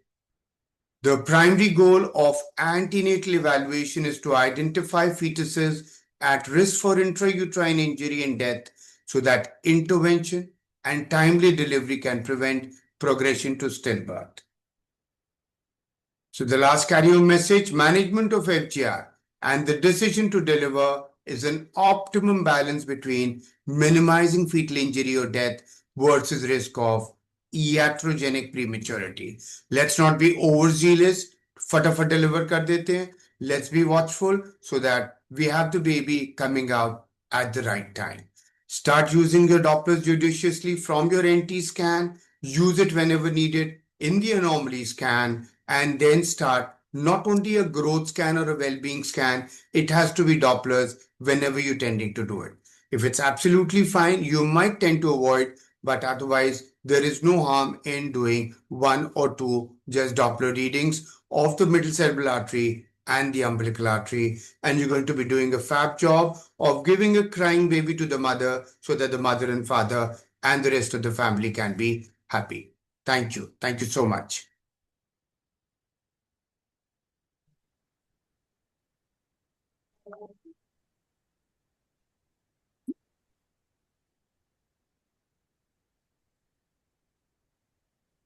Thank you so much, Kuldeep sir, for that wonderful lecture.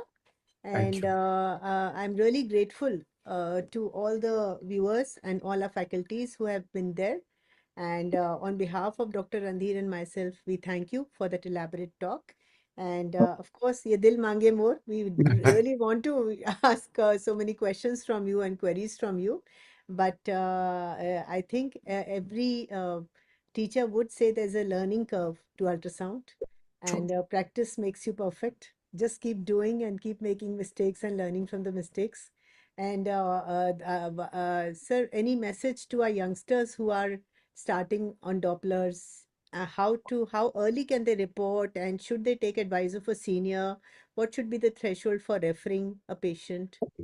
See, as long as the same 2 dictums at Sonu School, which I always give, is that the eyes are going to see what the mind knows. So keep reading, keep understanding, and there is never harm in taking a second referral or asking your seniors, because that's what they are for. And the second dictum, if anyone can do it, you surely can do it. So start looking at the Dopplers, even if you're not planning to do that in the near future. Somebody's come to you with a report, always practice it. There's a problem always with the left uterine artery, that this is not coming up, you're not able to see it. It's always there. You've all done laparoscopies, you've done cesarean, done hysterectomies. There's never a case where the left uterine artery is absent. So just tend to be a little more careful. Use your color Doppler knobs. Don't feel, no, I don't have a good machine, I need to upgrade the machine. First and foremost, we need to upgrade ourselves. Once we are aware of how to use that machine properly, we're going to be doing a fab job. And nothing is difficult. It's all easy. You just have to make it a habit, and you need to be passionate about it. You're passionate, things can never go wrong. Sir, just a question I wanted to ask. The arterial waveforms we are very much familiar with, but in your talk you mentioned about pathological venous waveforms. So do See, they the ductus venosus, that's the ductus venosus is going to be a venous waveform. Because if we are waiting till the umbilical vein shows me a double pulsatile pattern, I'm going to be most likely either losing that baby, or that baby is going to be going in for some sort of a problem in the brain as such. So we need to be watchful that we don't reach up to that level. That stage. So, sir, the only vein we are concerned about the venous waveform is the ductus venosus. Is the ductus venosus. Right. Excellent. So anybody else has a question from sir? And otherwise we will move to the There are two second. questions in the chat box, Monica. Yeah, sure. Monica, can I ask one question? Sir, Yes, please. Yes, please. Yes, please. myself, Dr. Radhalakshmi from Andhra Pradesh, sir. Sir, can you explain the importance of aortic isthmus before the changes in Absolutely. See, I purposefully didn't put it because I thought let these things come on and then, because Monica had mentioned there are going to be plenty of postgraduates seeing it. See, the ductus venosus reflects the right side of the heart. The aortic isthmus reflects the left side of the heart. And what we need to be after all the three branches are given off in the arch of aorta, there's going to be an aortic isthmus before it joins the ductus arteriosus. Now, what happens is when things have really gone bad and there is going to be the ductus arteriosus doesn't give you pure oxygen blood. So whatever little oxygen is there, there's going to be an aortic steal phenomenon where the aortic isthmus is going to tend to take a little bit of oxygen from the ductus arteriosus. So that is where is going to be a reversal of flow in the aortic isthmus. So that is why that's gradually becoming important. We used to be doing quite a bit a few years ago, but then we saw that before the things change in the ductus venosus, it's a good time to deliver. Okay. Thank you, sir. Thank Sir, you. there are two questions in the chat box. Haji. Madam, would you like to ask a question? Jayashree ma'am, would you like to ask a Thank you, Dr. Monica. Dr. Kuldeep's deliberation was excellent. Sir, Thank you. what's your comment on hypercoiling of the cord and hypocoiling of the cord? Do you think in some cases we need to mention that the cord is hypercoiled? See, if you're looking at a problem in the umbilical artery in terms of there is, but the baby is moving fine, everything is fine, I always say just looking at any hypercoiling. Nowadays we have 3D also, and we have those various parameters which says how many rounds are there. But again, there are going to be plenty of false positives or false negatives. So that's the basic problem. We tend to overlook it as long as the baby is fine, the baby is comfortable. Okay, thank you. And sir, there is a, Dr. Satyavati who's asked, when do we need Barcelona staging? Again, see, the moment you're crossing 24 weeks or 28 weeks, you can start looking at the staging, and that's made life simpler. You just feed in those values and that gives you what should be done next. So we always can have a piece of paper which is going to tell us these are the values of Doppler, these are the values of biometry, and that will tell you when to again see the patient or what next and what the prognosis could be. So after 28 weeks, you can start doing the Barcelona staging. And so CPR should be measured after how many weeks of gestation? CPR, see, it's more important for a late onset, but because after 28 weeks, it's more of a growth scan with Dopplers, I start mentioning the CPR from that chain. Whenever you're taking the umbilical artery and the middle cerebral artery, there is no harm in mentioning the CPR. Right. Thank you so much, sir. Thank you Thank again you. for sparing Good your evening, time. Kuldeep sir. Good evening, Ji. Good evening. Sir, Haji. can you explain about the importance of ophthalmic artery and fetal circulation? I don't do it, Ji. I don't do it. I'm going to start doing it. It's just that I'm getting too busy, but I'm going to be doing it. I started reading about it. I'm going to start practicing it. Oh, thank you, sir. Thank you. Thank you, Ji. Number So, of Kuldeep sir, postgraduate. I want the details of training program you are giving for all my postgraduates, sir. Sir, can you share in the group? Yeah, sure. My number is there, so you can just send me. Do you have my number, or I'll put it in the box just now, in the chat box, and anyone can just get in touch. Otherwise, you can speak to Dr. Monica, and then she can always guide. There's no problem. So sir Okay, sir. has Thank got you. sir Thank has you. got ultrasound school, sono school, and regular training programs. Dr. Radha, I will share the details with you. Okay, thank you. Thank you. Thank you. Thank you so much. Thank you, Thank you Jay. so much, Kuldeep sir, for your valuable time and sharing your pearls of knowledge with us. Thank you so much. Thank you. Thank you. Thank you, Kuldeep sir. Thank you, sir. Thank you, Rindisa. Thank you. Thank you so much. Always a pleasure. And I can't say no to either of you. So you know that, Jay. Thank you. Thank you so much. Thank you. So now I would request Dr. Ankita Upadhyay to please start session 2. Thank you, ma'am. Good evening to all. So after such an enlightening talk, we now move to the next session for the day, which will be Doppler in gynecology. And I feel privileged to announce the speaker for this session, who is respected Dr. Asha Jain, ma'am, who is Chairperson, Food and Drugs and Medico-Surgical Equipment Committee, FOGSI. Before I invite Madam for the talk, I would like to take the pleasure to introduce the chairpersons for the session. Dr. Manjula Rao, ma'am. Dr. Manjula ma'am is Secretary of Hyderabad Obs-Gynae Society. Madam has an experience of over 2 decades. Madam is a senior consultant. Jessica, please move the CVs. Yeah. Madam is a senior consultant in HOD Department of OBGY at Durgabai Deshmukh Hospital, Hyderabad. Madam has published papers in national journals for reviewer of Jogi Journal. Madam is a contributor to FOGSI ICOG Good Clinical Practice Recommendations, Routine Antenatal Care for Healthy Pregnant Women. Ma'am has been a faculty at various national conferences and has several affiliations attached to her. We welcome you, ma'am. Our next chairperson is Dr. G. Ashok Kumar, sir. Sir is consultant obstetrician, gynecologist, sonologist, and endogyne surgeon who has been practicing for over 3 decades at Satya Nursing Home, Siddipet, Telangana. Sir is the founder president of Siddipet Obstetrics and Gynecological Society. Sir is a great clinician and is a member of various endoscopic societies. We welcome you, sir. Our third chairperson for the session is Dr. Manjula Ropulu, ma'am. Ma'am is the president of Nalgonda Obs-Gynae Society. We welcome you, ma'am. I now request Dr. Ashok, sir, to take the privilege to introduce our speaker, Dr. Asha Jain, ma'am.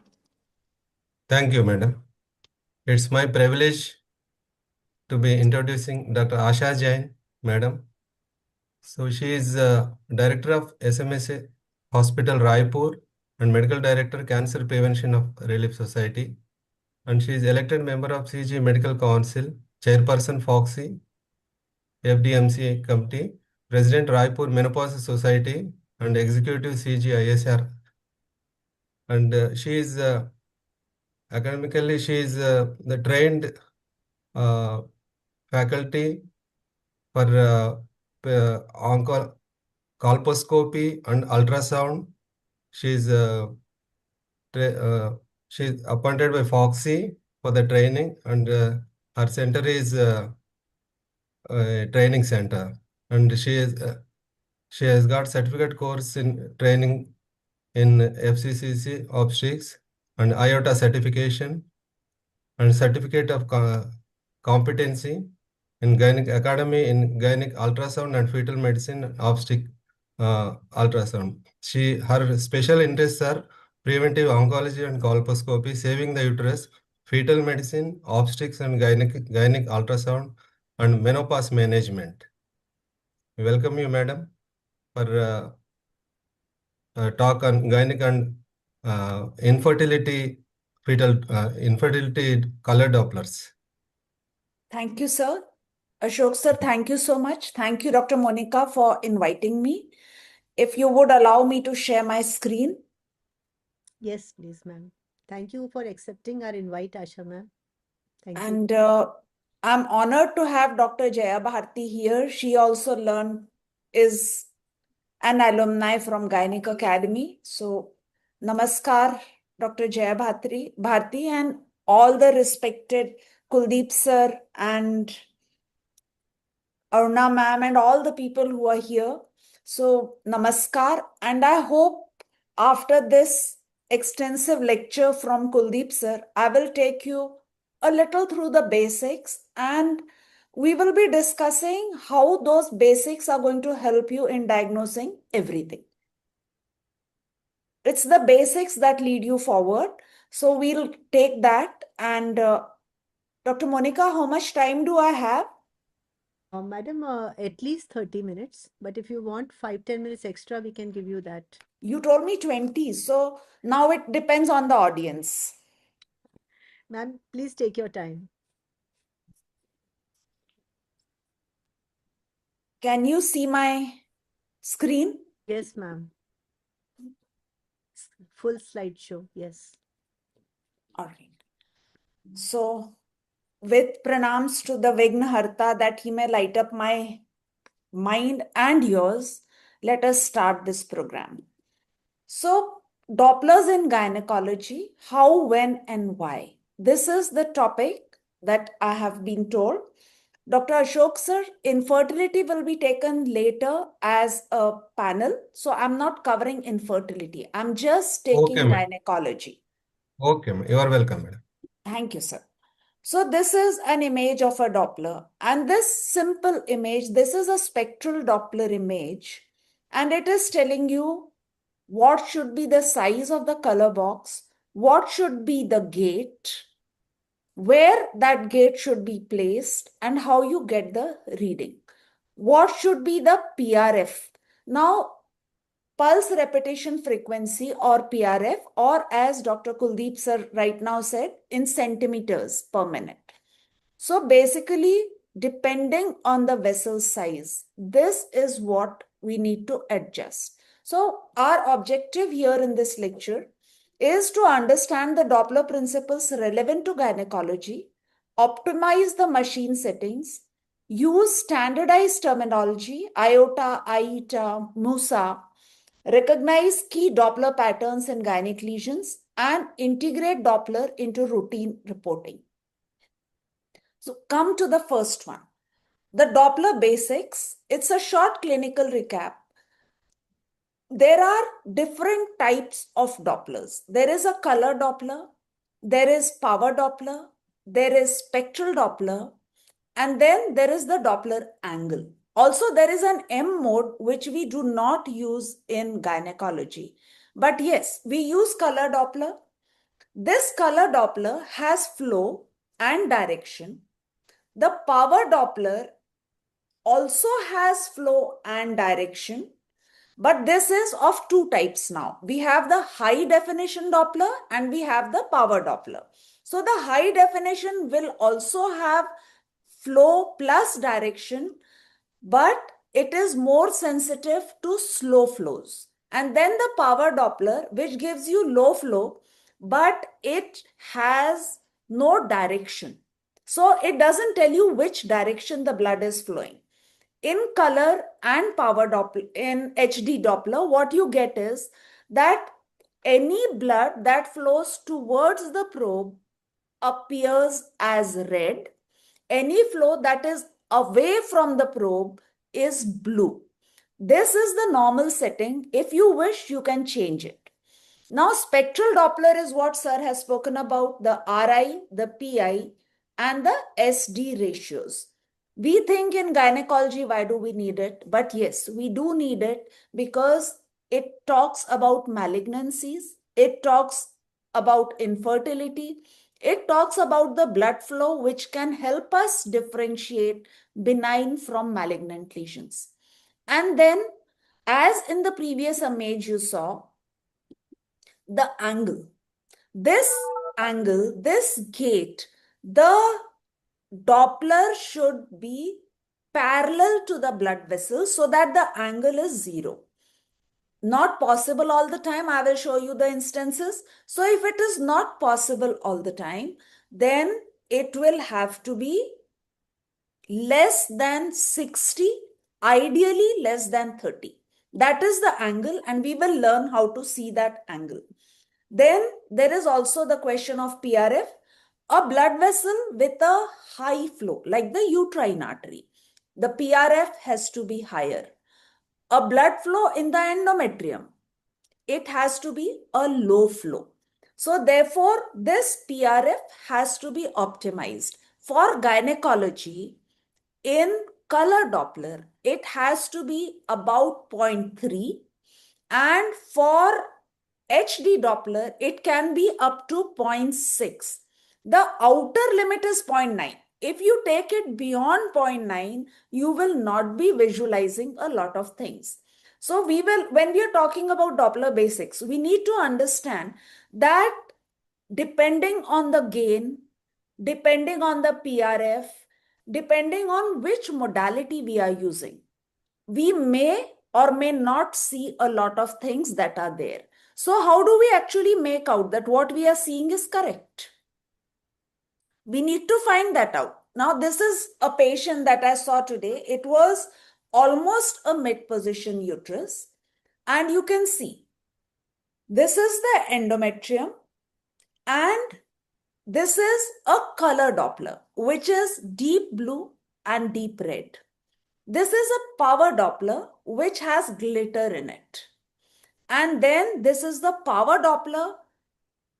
This is HD, this is color, and this is power Doppler. Here you can see the red and blue. Here also you can see the red and blue, but the power Doppler is of a single color. Here it is orange, but it is on your machine setting. You can make it any color you like. But this does not show direction and slow flow. If you can see this, there is patchy in between, whereas the PRF is 0.3. Here it is better seen, but in the power Doppler, you can see the entire vasculature, the arcuate vessels, the spiral vessels. You can see the entire vasculature of the endomyometrium. And this here is the spectral Doppler. So what is the spectral Doppler? You can see the uterine arteries, they have a high pressure, and therefore, when you put the gate in the correct position, uterine arteries enter the uterus at the level of the internal os. So above that is the body of the uterus, below that is the cervix. So therefore, when you are describing lesions, when you locate the uterine artery, one here, one here. That is where you can say that this is the level of the internal os. And therefore, when you're describing your lesions, this is a very good marker to tell you what exactly you are seeing and how it is. Now we come to the machine settings and safety. We need a low PRF. We also need a low wall filter. Wall filter has to be at L1 ideally, or maximum L2. It cannot be more than that. The color box size should be just to cover the vessel that we want and a few landmarks, because otherwise we may not locate. Therefore, the size has to be correct. The ALARA principle has to be followed.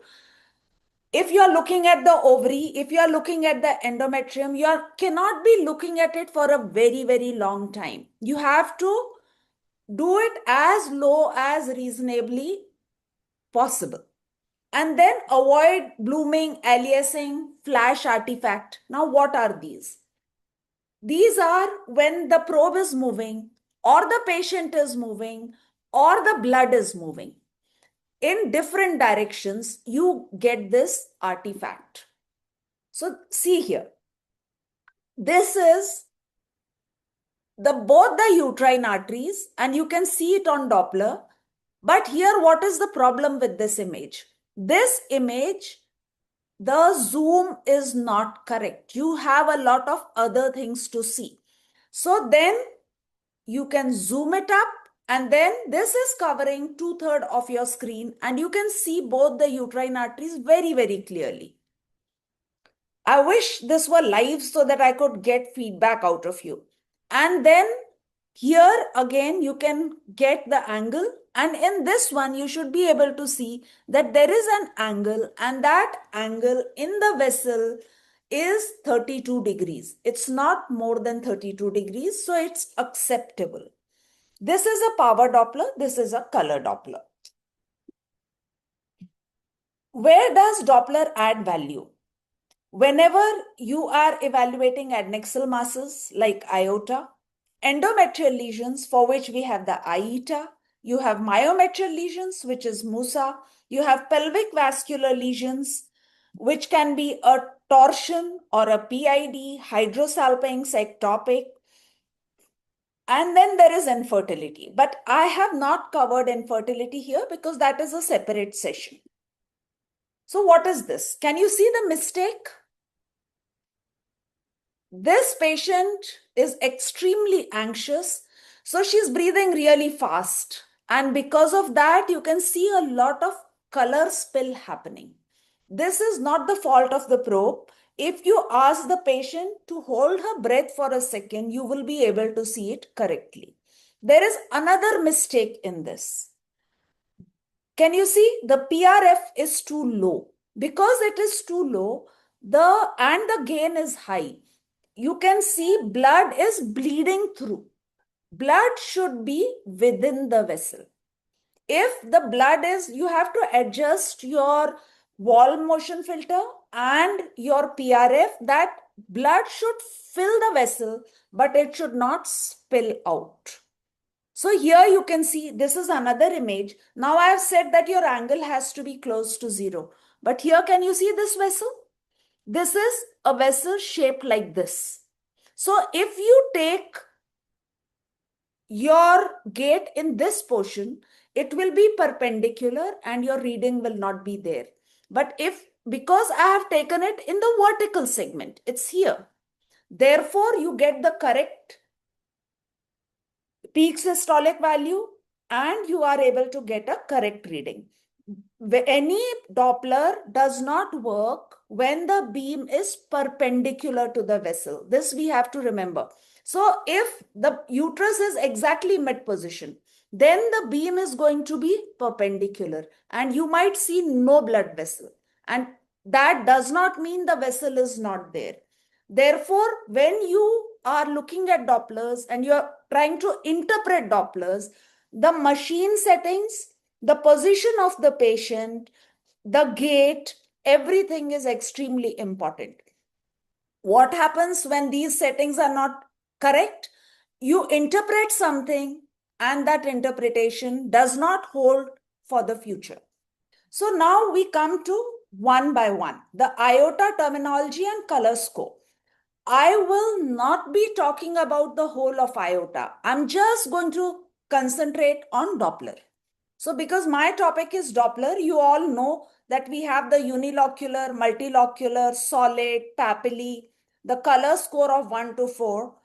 But the beauty about IOTA, which came first in 2009, it's been going on for so many years, is it is highly reproducible because the definitions are very clear. Can you see this? This is a cyst with almost no blood supply in the walls. This is an endometriotic cyst and this is called color score 1. In IOTA, there is no 0. Even if you see no blood supply, it remains 1.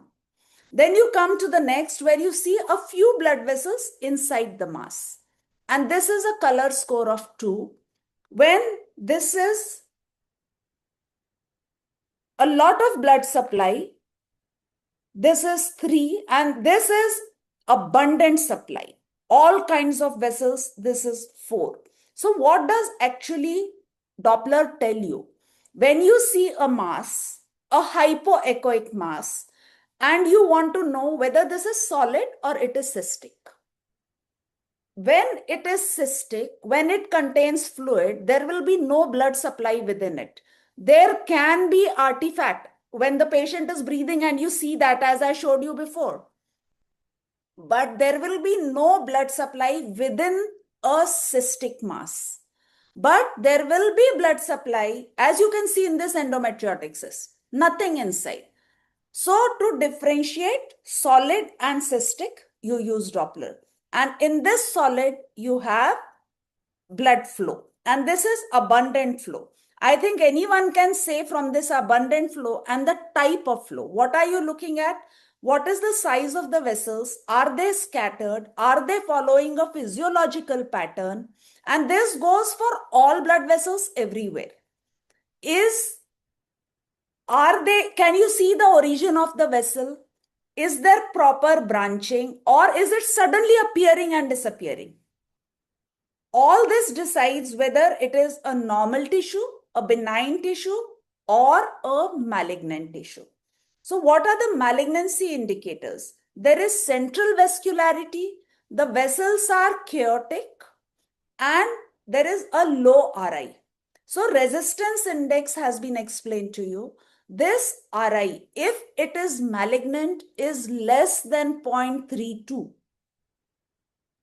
There is a considerable degree of overlap. It doesn't mean that anything with a low RI will be malignant, but you have to compare with the entire biology of the mass. You have to see the clinical features and correlate with everything else. Because this lecture is on Doppler, I have taken only the Doppler part. So if it is a solid mass with central vascularity, with chaotic vessels which do not follow any pattern, and when you do a spectral Doppler, there is a low RI. And then you put it into an IOTA simple rules or an Adnex model, they will give you the likelihood of being malignant. Please understand, whether it is IOTA simple rules or Adnex model, they give you a likelihood ratio. It's never 100%.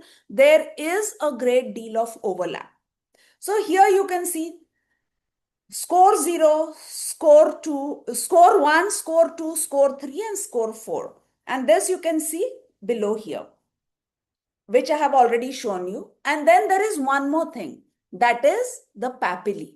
Now the papillae has to be, it is a protrusion into a cystic cavity. It has to be more than 7 mm in height, and the vessel should be supplying it. It should have a vessel that you can see to call it a proper papillae. And this is a sign of a malignancy if it is more than 7. And here can you see the chaotic blood supply, the thickness of the vessels, the random structure of the vessels. This is malignancy. Now this is a spectral Doppler in the right ovary, and you can see that it's not shown here, but the RI is very, very low, 28. So if it's a very low RI, the chances of being malignant are higher. What about the benign adnexal Doppler patterns? You have a functional cyst, which is, maybe an unruptured ovarian follicle. You have endometrioma.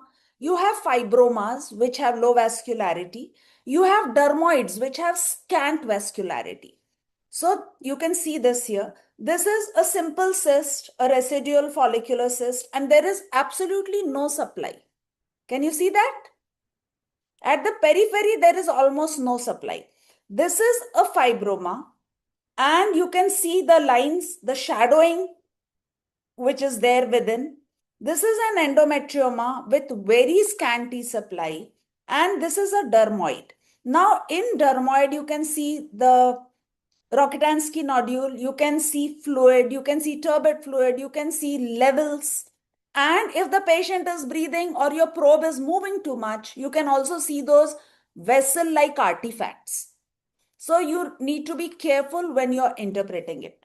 Now we come to AITA. AITA is the endometrium.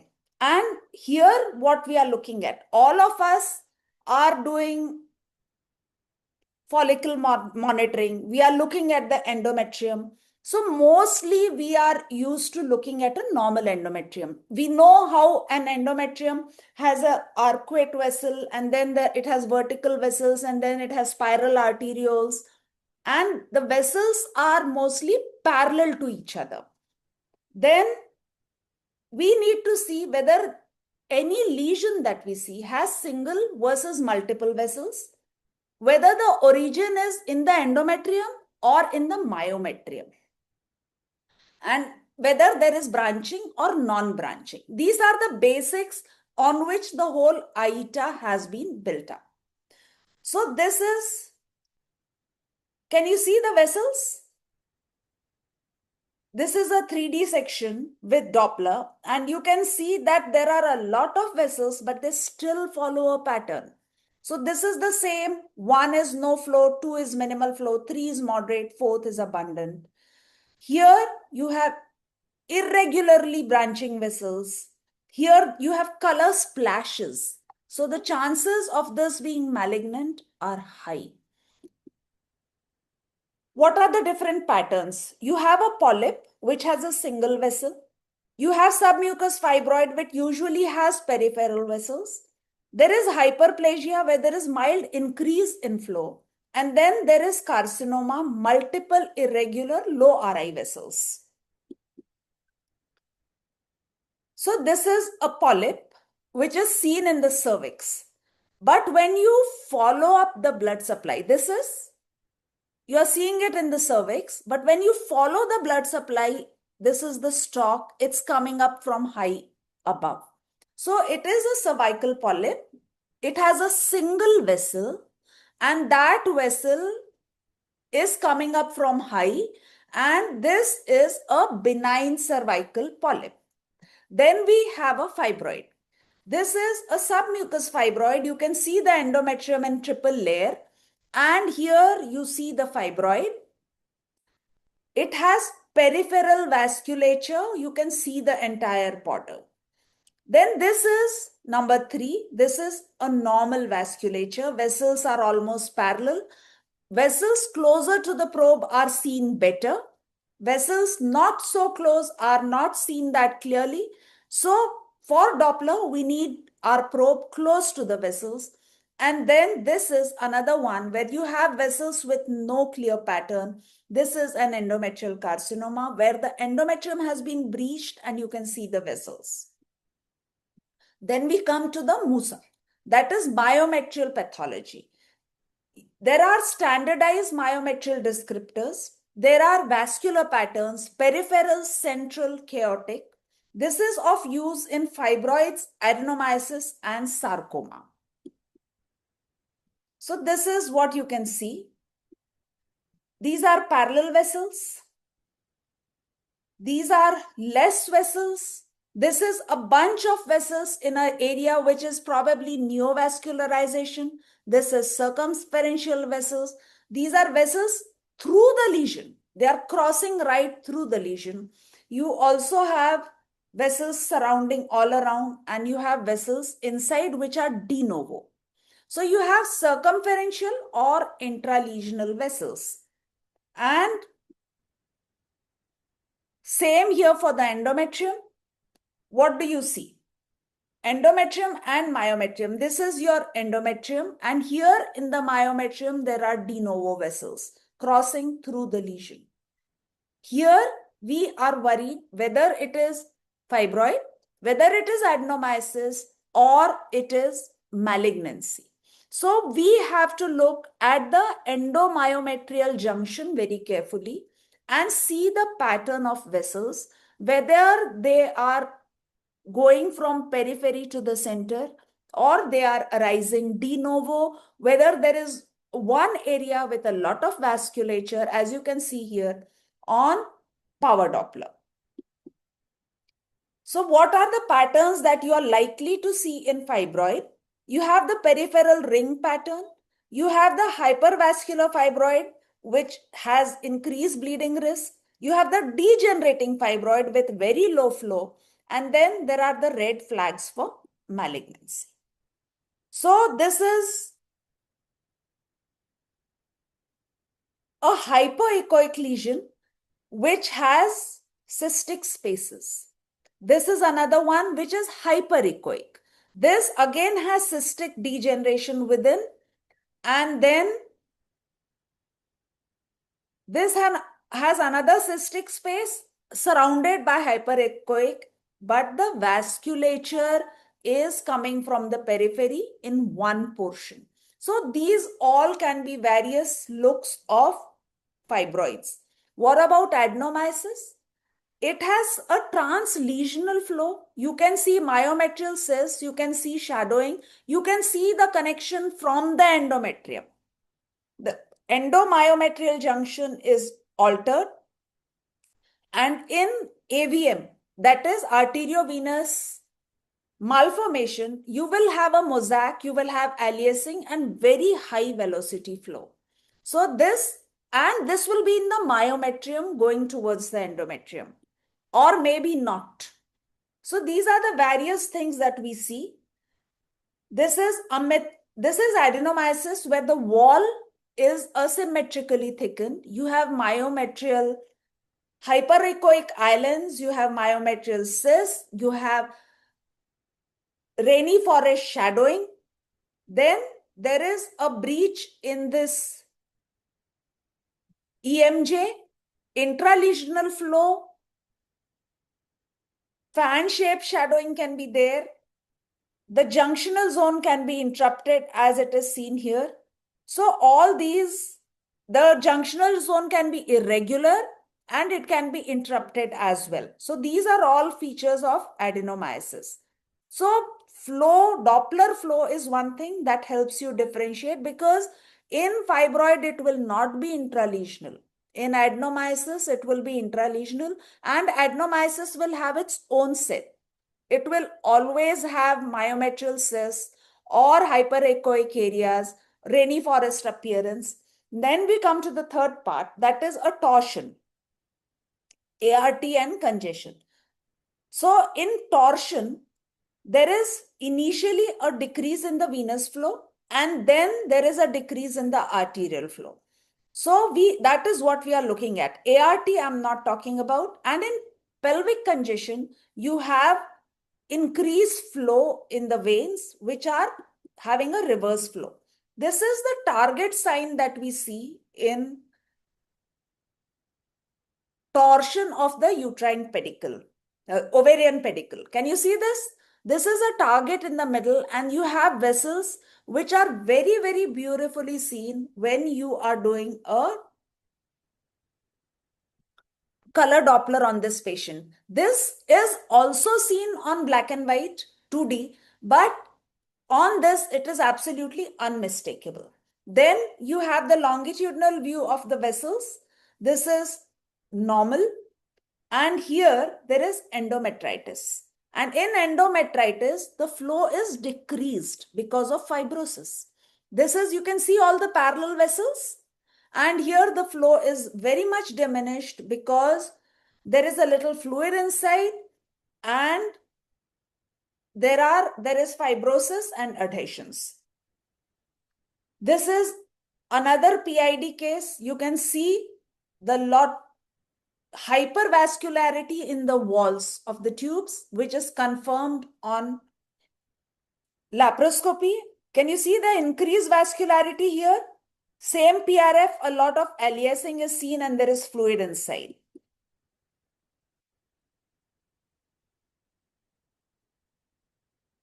Again, the blood supply in different ways. Excessive, less. This is all infection with pus, and you can see in various stages there is a lot of blood supply to the walls. So this is one modality that should be a must in everything. When I always use Doppler, every adnexal mass, every AUB case, every myometrial lesion, and I also save clips with the scale. Now we take a first case, multilocular solid mass with a color score of 4. Can you see this? It is multilocular. There is a solid papilla. There is increased blood supply. You don't know what it is. It's in the adnexa. But this is already, because of the Doppler, telling you that this is high risk. Therefore, it should be treated at an oncology center. If there is nothing solid inside, here you can see this is one solid. These are all the irregular internal walls. There are septa and there is excessive blood supply. So please send this patient to an onco center. Now you have AUB and irregular endometrium. There is thickened irregular endometrium, multiple irregular vessels. So here what will you do? This is my patient. She came to me for heavy bleeding. And this is the Doppler that I got for her. Can you see there is splashing? Can you see this? The vessels have a very irregular diameter. They are splashing. The myometrium has been breached and she turned out to be a case of endometrioid carcinoma. So Doppler helps you to diagnose what it is likely to be. Always remember to use IOTA, ITA, MUSA guidelines. Use the correct terminology. Otherwise, we will not be able to communicate with each other. We have to understand that color pattern is more important than RI. If the color pattern looks malignant, then even if the RI is high, we have to be very alert. There is a significant degree of overlap between benign and malignant lesions. And we have to know how to optimize settings in our own machines. And if we are reading somebody's reports, we've sent the patient has come with reports, we need to see them and understand whether the readings were correct or not, whether there is a lot of spill, whether the vessel is adequately filled, whether the gate is correct, which is very, very important. If the gate is not correct, all your readings are wrong. This talk has been prepared from ISWAG Doppler guidelines, IOTA paper, ITA paper, and MUSA definitions paper. Thank you so much for a very patient listening. I hope you got some takeaway from the talk. Thank you so much for giving me the opportunity. Thank you. Thank you so much, Asha ma'am. Chairpersons, Ashok sir, any comments? Thank you, Madam Asha Madam. It's a lucid description of the Dopplers in gynecology and IETA, IOTA, and MUSA guidelines. And it's really helpful for all the clinicians. Thank you, Madam. Sir, I have just discussed the Doppler. Otherwise, each thing would be one complete talk in itself. So we've just discussed the Doppler, and everybody has to be inspired to read the original papers. They are available free. Yes. And I think Asha ma'am, your lecture is something which the students will be, seeing, watching, and watching again and again, whoever want to learn about it. And we have revised in the process and learned many new things. So thank you so much. Asha ma'am, just one query from you. Like Kuldeep sir said that it is the man behind the machine or the woman behind the machine when you do the interpretation, reporting, and imaging. What do you think? Does quality of machine, and for juniors spending a little extra on a machine, suppose they have a budget of 15 lakhs, if they stretch the budget to 18, 20, 25, as the companies are claiming, the features increase, do you think it really matters? See, I agree with Kuldeep sir that the best machine can produce the worst results in the wrong hands. And the worst machine, if correctly done, is going to give you a very good reading. Because see, the basic things, where to look for the vessel, where to put the gate, what should be the PRF, these things are there in every machine. Some may have slow flow, some may not have slow flow, but everyone has power Doppler today. You have most machines with Doppler. My initial machine cost me like 8 lakhs. Even that had Doppler. And I learned on it. So you cannot say that a machine is the only thing.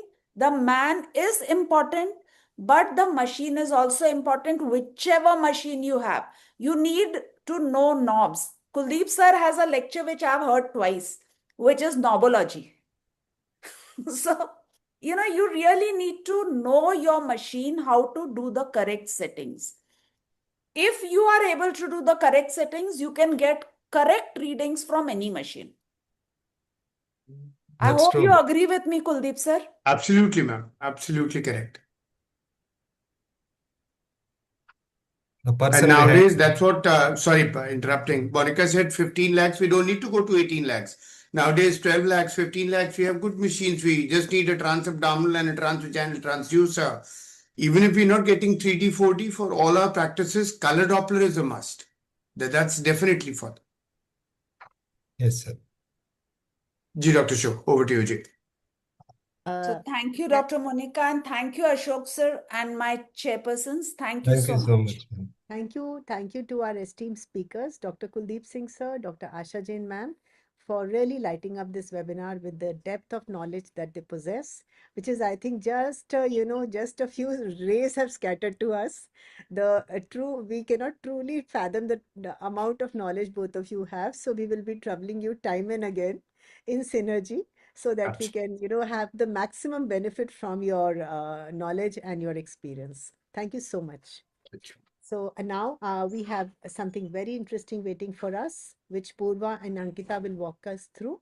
That is the panel discussion. And I show you, Jayashree Sridhar ma'am, I have seen her panels. She is so witty and so inspiring. She keeps you glued to the screen. And she deals with even the simplest of matters. You see it from her slides. Her slides are full of memes and cartoons and quotations. So over to you, Purva and Ankita. Please introduce our moderators and the panelists.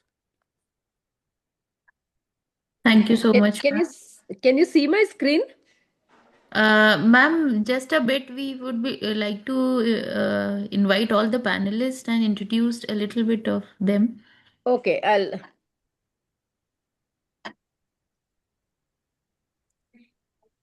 Okay. No, I was just testing. You can see my screen, no?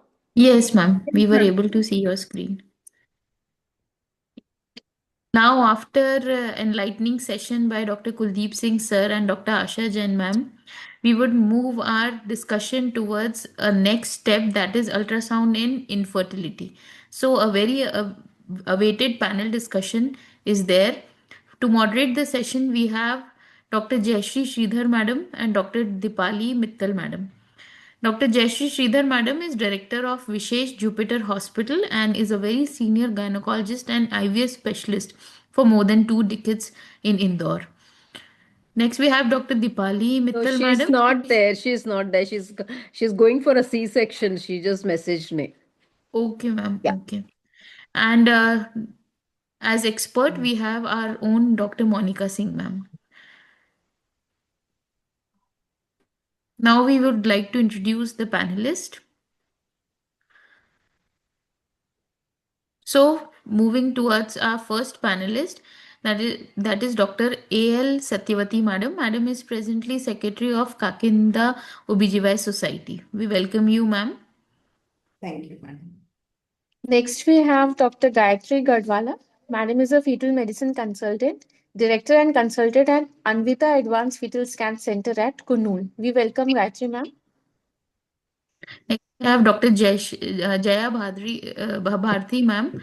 She is president of Bhadradri Kothemgudam OBGY Society. We welcome you, ma'am. Jessica, please move the slides.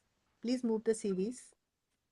Next, we have Dr. K.N. Maleshwari, ma'am. Madam is director and consultant gynecologist. Next. Teja Surgical and Maternity Next. Center, Ramabad, Telangana. We welcome you, ma'am. Thank you.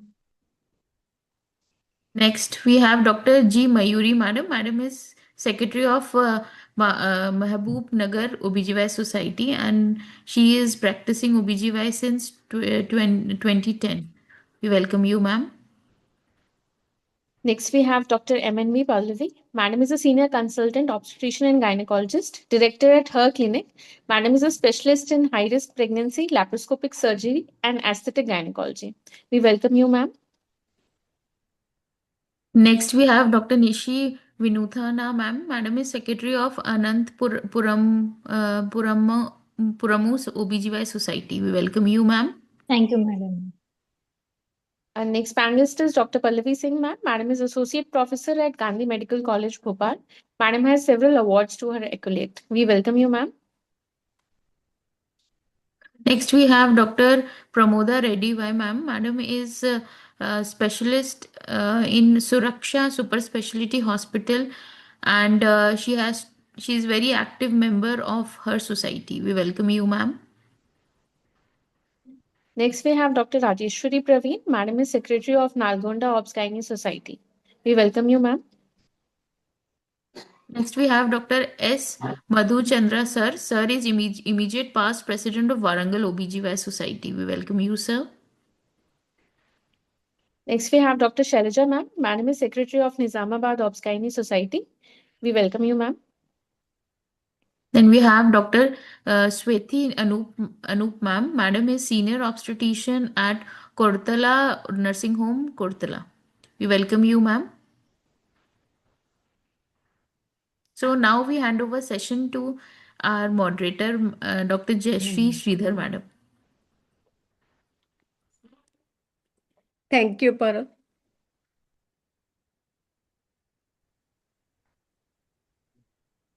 Really grateful to Jayashree Madam and Dipali for having accepting the invitation to become moderator. It's the toughest thing to do. Yeah, we are really grateful to you. But moderating a panel is, a lot of hard work. No, I enjoyed reading up for this and, digging up all my old slides. So thanks a lot, Monica and Dr. Randir for having me, and Dr. Kuldeep, Dr. Asha, and all the esteemed faculty. Hello to all of you. So I'm trying to do my best for. So I'll start right away. The heading of this panel is ultrasound probe at the heart of infertility. Ever since I started my infertility practice, we've realized the importance of the probe a lot. So please keep your ears close to the ground, and as you have your heart set at practicing infertility. So I'm addressing my first question to Dr. Gayatri, is my first panelist. Gayatri, are you there? Yeah, she's a 31-year-old software engineer. She's come to you. She's been married for 4 years. She's been taking oral contraceptive pills for still now, and she's now come to you for preconception. So, on what day of her cycle will you give her appointment? Jayashree ma'am, can you make it a slideshow, please? Yeah. Is that okay? Yeah. Oh, sorry.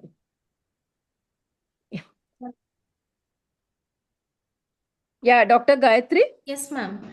I will give her appointment on day 2 or day 3 of her cycle. Perfect. Will you call her immediately? No, ma'am. No need of her calling her immediately, ma'am. Okay. And would you do some blood screen or blood work or any other screening?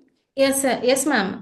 I will do complete blood picture and thyroid profile levels, and apart from those, mainly for infertility evaluation, serum FSH, serum LH, and estradiol levels, and serum prolactin levels, ma'am. Yeah, so that she's still not come for infertility. She was on oral contraceptive pills. Yes, so maybe FSH LH will be too low for you to do. So day 2, 3 scan, you're seeing this kind of an ovary. Will you label her as polycystic ovaries, Gayatri?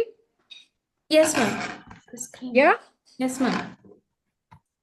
Will you label her as polycystic ovary with this picture? Yes, ma'am. Yeah. Dr. Satyavati, what do you say? Will you label her as PCOS? Please keep your ears close to the ground. Yeah. Yes, ma'am. Because there are more than 12 follicles on day 2 and on day 3, and measuring around 2 to 8 millimeters. Okay. What is your take on post-pill PCOS kind of a symptoms? Do you see many patients? Yes, ma'am. We do the blood flow also. Yeah. So many times patients might have a PCO-like picture in their symptomatology, but you can always assure them that their hormones are being stabilized after having taken oral contraceptives for this long. Yes. So this is something I'm sharing my own this thing, you know.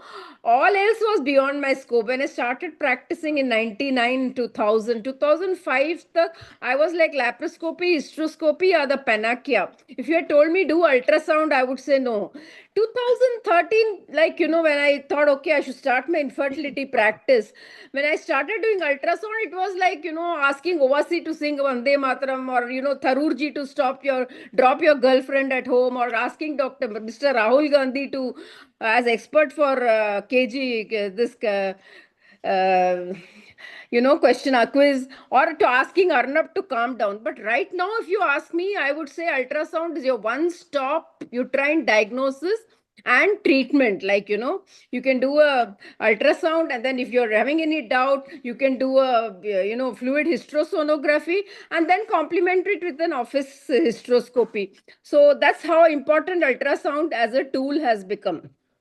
So, Dr. Satyavati, would you like to take it? Supposing now this patient is coming to you for a basic follicle scan, you know, she is not stimulated or anything. So, how frequently would you like to call her? First, we'll ask about the period cycle length, madam. So, Yeah. how regular are the periods? If they are regular, the first scan will be on 11th day of the period. Yeah. And depending on the size of the dominant follicle, we repeat the ultrasound. Yeah. So, you'll call her in the follicular phase for day 11 or so. Yes. And then every 2-3 days. Every So, 2-3 the days frequency or- probably you have to balance it according to the person, according to your patient. Yes. Dr. Gayatri, what are the factors you are going to monitor when you're doing a follicle tracking? Ma'am, various parameters are assessed during the follicular tracking, ma'am. Mainly the anterior follicular count, that is, what are total number of the follicle in each ovary, and also the diameter of the follicle. The dominant follicle grows to the size up to 12 mm, and when it is mature, it grows to the size of 18 to 24 mm. Yeah. This is the largest and mature follicle that is going to ovulate, and we will see the free fluid in the pouch of Douglas during the time of ovulation. So, Okay. and the endometrial thickness is around 8 to 12 mm. So, Okay, and optimum. also screen for uterus for any abnormalities or uterine anomalies and lesions like fibroids and adenomyomatic lesions. Yeah, excellent. Jay Bharti, madam, would you like to take what are the predictors of ovulation when you're doing a B mode sonography? Jay Bharti, Yeah. madam. I'll go for a Doppler. Okay, great. Yeah. Perifollicular flow. Yeah. So How it should much? be more than 2/3 of the follicle. Follicle And the flow. vessel should be along the wall of the follicle. And what about the endometrium, madam? Yeah, I'll assess the Doppler flow in the endometrium also. It should be at least all the vessels reaching the endometrium, hypoechoic endometrium. And you will also see the PI and RI of the vascular system. So whenever I want to give a trigger, not for a regular monitor. And supposing your endometrium is not good enough, but your follicle is of a good size, are you using any oral antagonist which is available nowadays, or maybe a suppository of NSAID suppository to delay the ovulation so that you can improve the endometrial blood flow? So for this, first I want to exclude the pathology of endometrium. Okay, perfect. Malleshwari, Dr. K.N. Malleshwari. Madam. So, are you doing a 3D scan, or how do you do? What is the technique of 3D follicular assessment? Is it makes your job easier? Definitely, madam. When we go for the 3D, we have to look for the cumulus when in a dominant follicle. And also, as madam said, PI and RUI will be included, along with the Applebaum secretion, zone 3 and zone 4 of the endometrial flow. Mainly cumulus. So, what are the Doppler features of a good pre-HCG follicle? Now you're ready to trigger. So, what are the proper Doppler features, madam? when we see for the power Doppler, pulse Doppler, it will be in between. RA should be around 0.4. Yeah, And perfect. peak systolic volume should be more than 10. Yeah, as Then we Dr. can give the Jayabharati treatment. said, yeah. So as Dr. Kuldeep was saying, he's that Abhinandan Vardhaman, the favorite Air Force officer for us, He was flying an MiG, which was 1984 made. And our Pakistani counterpart was flying F-16. He downed the F-16 with just an MiG. So what does that mean? Pilot behind the plane is more important. So as Dr. Kuldeep, Dr. Monica and all, Dr. Asha also was saying, we are more important. The gynecologist behind the machine. So let us, sort of 3 cheers to our gynecologist. So this is Mrs. Polly Pillai. I am giving it to Pallavi Pallavi, Dr. Pallavi. She's Mrs. Polly Pillai. She's another software engineer. BMI 23. She comes after all lifestyle changes. So she doesn't want our lecture about lifestyle changes. Follicle monitoring has been done for 6 months.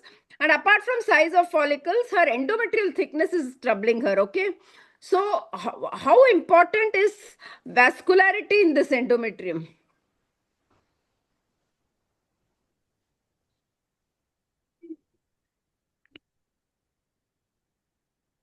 Pallavi?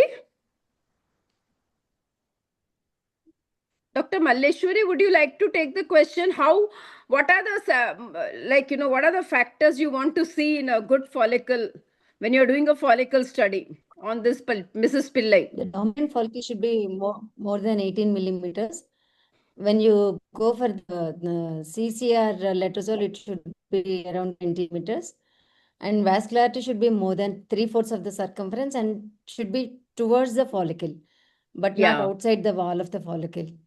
And RA should be around 0.4 to 0.48. 0.4 to 0.8. And peak systolic volume, 4.8. Yeah. So If it is what not about the blood supply? around 0.5, it is not that much valid. Should be at 3/4 of the circumference of the thing. So supposing regarding the endometrium, should be reached. Yeah, we want an optimum endometrium of 7 to 9. But supposing these PCOS patients sometimes are troublesome, they don't have any pathology, but their endometrium wouldn't grow beyond 7, So in that case, would you give more importance to the color and the texture of the endometrium rather than delaying the trigger? How much importance in PCOS? Yeah, but a thin endometrium with a good blood flow and a good triple line, if it's looking good, we can trigger, because there have been pregnancies in endometrium even below 5 also. So if it's a good endometrium, so these are the grades of endometrium. Dr. Nissi, would you like to take this question? What are the features of a good endometrium, grade A endometrium? Yeah, madam. Good grade A endometrium, it has got a triple line with the intervening area, which is hypoechoic, and that is anterior myometrium, madam. The echogenicity is due to the development of multiple vessels that penetrate the endometrium. That gives multiple tissue interfaces. That is the reason for the echogenicity, madam. And the grade B endometrium is intermediate endometrium, which is multi-layered or a triple line pattern. And grade C, that is the most unfavorable endometrium. That is like isoechoic endometrium, madam. Yeah. So, Dr. Rajeshwari, would you like to take this question? The next series of questions are the scope or probe, whether you want to do a hysteroscope, laparoscopy, or you want to put the probe in, okay? She's a 32-year-old patient presenting with primary infertility of only 1.5 years. Regular cycles, no history of infection, semen analysis normal, sexual relation 2 to 3 times a week. Semen analysis is good, and this is her tube. So next, what would you like to do? You want to scope her or probe her, Dr. Rajeshwari? Or would you like to take this question? Dr. Madhuchandran? Madam, the panelists with you are Pramoda, Vinuthna, Gayatri. Dr. Pramoda? Yeah. Yes, ma'am. Yeah, Pramoda, would you like to take this question? Would you like to scope her or probe her? Her X-ray is normal, HSG is normal, semen analysis is good, 1.5 year infertility, and her AMH is around 2. No need of the scopy at present. We can try with ovulation induction for 2 to 3 cycles. Yeah. Look for the So other done. Ovulation induction has been done, and her AMH, I said, is 2. She had already undergone 2 cycles of IUI. When I did an IUI, when I did a transvaginal, this is what we see. Would you like to comment on this endometrium? Yeah, it is hyperechoic endometrium and it is thin. Maybe due to chronic endometritis, or you suspect any adenomyosis. It is an eccentric endometrium, you know, like a question mark kind of a thing. It is. Yes, adenomyosis. Yeah, I always feel adenomyosis is a black belt in passive aggression against us infertologists, you know. If you do IUI or IVF for routine cycle, it's so difficult to explain to the patient, especially those who are not that symptomatic, you know, and they have not been labeled adenomyosis. It's a horrible disease for the infertologist as well. So this 35-year-old patient, this one has symptoms, okay? 2 failed IUI. What do you see in the junctional zone here? Pramoda? Myometrial cysts are there. Yeah, myometrial cysts, and some endometrial glands are outpouching into the myometrium. Yeah. So reduced implantation rate will be there in that. Yeah. So will this modify your decision making? Like she's had 2 failed IUI, and you may be taking her for IVF. So your decision making will be modified, isn't it? Yes, ma'am. Because we'll go with Lupride. Yeah, maybe you'll do a coital after giving her 4 cycles of Lupride. Yeah. Perfect. So now I'm having a few Jaldi 5 on adenomyosis and infertility. Pramoda can take the first Jaldi 5. Fundamental difference between fibroid and adenomyosis is that the latter originated from one abnormal cell. True or false? Yes, madam. Endometrium, ectopic endometrium. Yeah, but it's not from one abnormal cell, no? Like fibroid is from one abnormal. Yeah. Endometrial glands and stroma both will be there. Outpouching. Yeah. Adenomyosis is not a discrete tumor. True or false? True. It's not. Yeah? It's not a discrete tumor. Yeah, it is not a discrete tumor.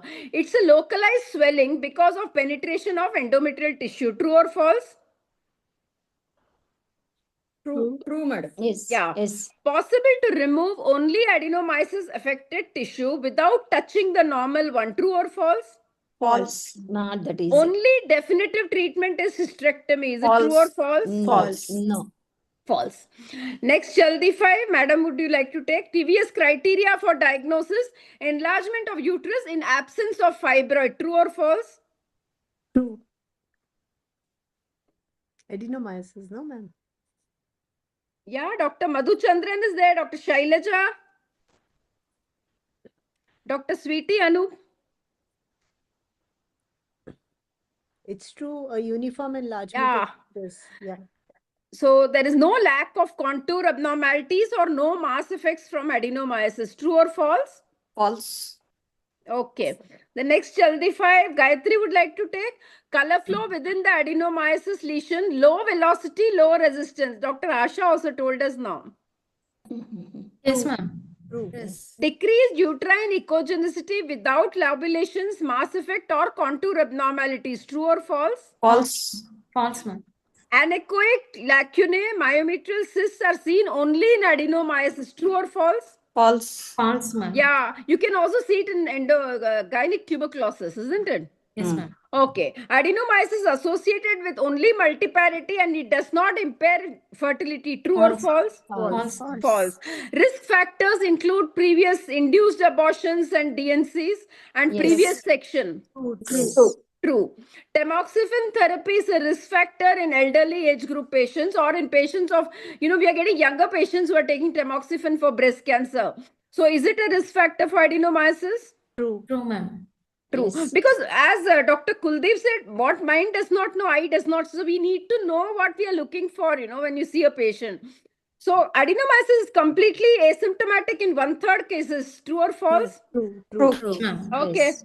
Last Jaldi-fi. The myometrium in this picture is normal and homogeneous. False. No. False. Do you see the subendometrial halos or the junctional zone? Yes, ma'am. Yes. The endometrium in this pic is uniformly echogenic. True or false? Yes. True, ma'am. True. The endometrium in adenomyosis is unaffected. True or false? False. Yeah, it is affected. Like, when we used to do post-graduation, we used to think adenomyosis only for the myometrium. Now we realize adenomyosis is actually a disease of the junctional zone. Yeah. So you see the eccentric endometrium over here is a very classical case we had. Yes. And the echogenicity of ventral myometrium is increased rather than dorsal in most of the cases. True or false? True, ma'am. True. Yes. It is actually the dorsal which increases more. Posterior Okay, one. next my series of scope and probe. Okay, this is a 23-year-old, very young girl, married for 3 years only.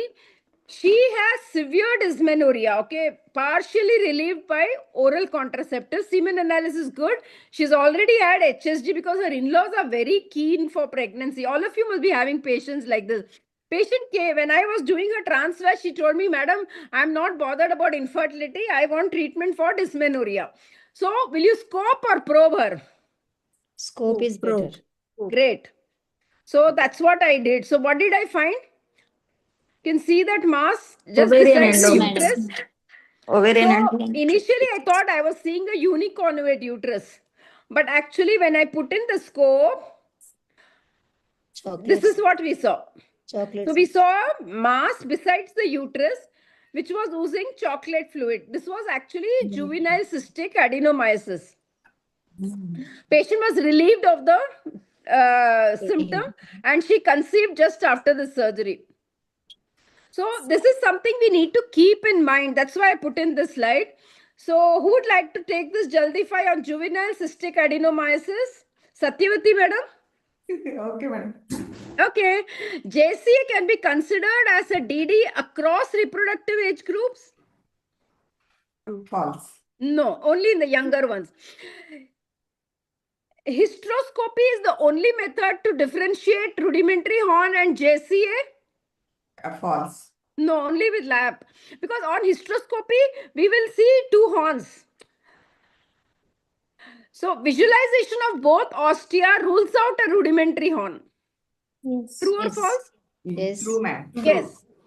Medical management has a huge role in juvenile cystic adenomyosis. Most of them don't respond to medical management. And according to Eschrey, JCA has been classified as a Mullerian anomaly. True or false? True. True, yeah. They have classified it. So, on a quick rush, just to complete adenomyosis, Jayabharti madam, what are the differential diagnosis of adenomyosis on USG? Fibroid. What are your differential diagnosis?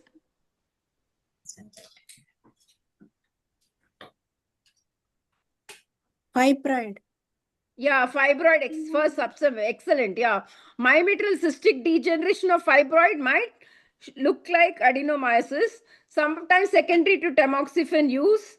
Sometimes because of the asymmetrical thickening due to myometrial contraction, you might think it is adenomyosis, but it is a normal uterus. So again, in my series of sister probe, scope or probe, this is Mrs. Itsy Bitsy, 28 years old, previous section, 5 years subfertility, 1 missed abortion after C-section at 6 weeks. She is having postcoital bleeding for 6 to 8 months and some premenstrual spotting also, maroon color. AMH is 1.5, this is her HSG. So now will you want to put in a laparoscope or hysteroscope or you want to probe? First probe, then hystero. It should be Excellent. isthmosyle. So this is the probe. Would any of you like to make the diagnosis? Jayabharti madam? Isthmosyle. Excellent, madam. Excellent. Isthmocele. So how would you report isthmocele? There is a standard format. I have written here. Length and breadth, width of the niche. Yeah, niche. Width of the niche is very important. Then residual myometrial thickness. Less than 2.2 is the cutoff. In the sagittal niche. And then residual myometrial thickness of less than 2.2 is the cutoff. Like, you need to operate. If it's going to be more than 2.2, you can still wait. But if the residual myometrial thickness is less than 2.2, it's a critical situation. And then if it is a complex isthmocele, we need to mention it. So this was her 3D picture I gave. You can see the isthmocele very well. She's ovulating very nicely. Her endometrium is also very good.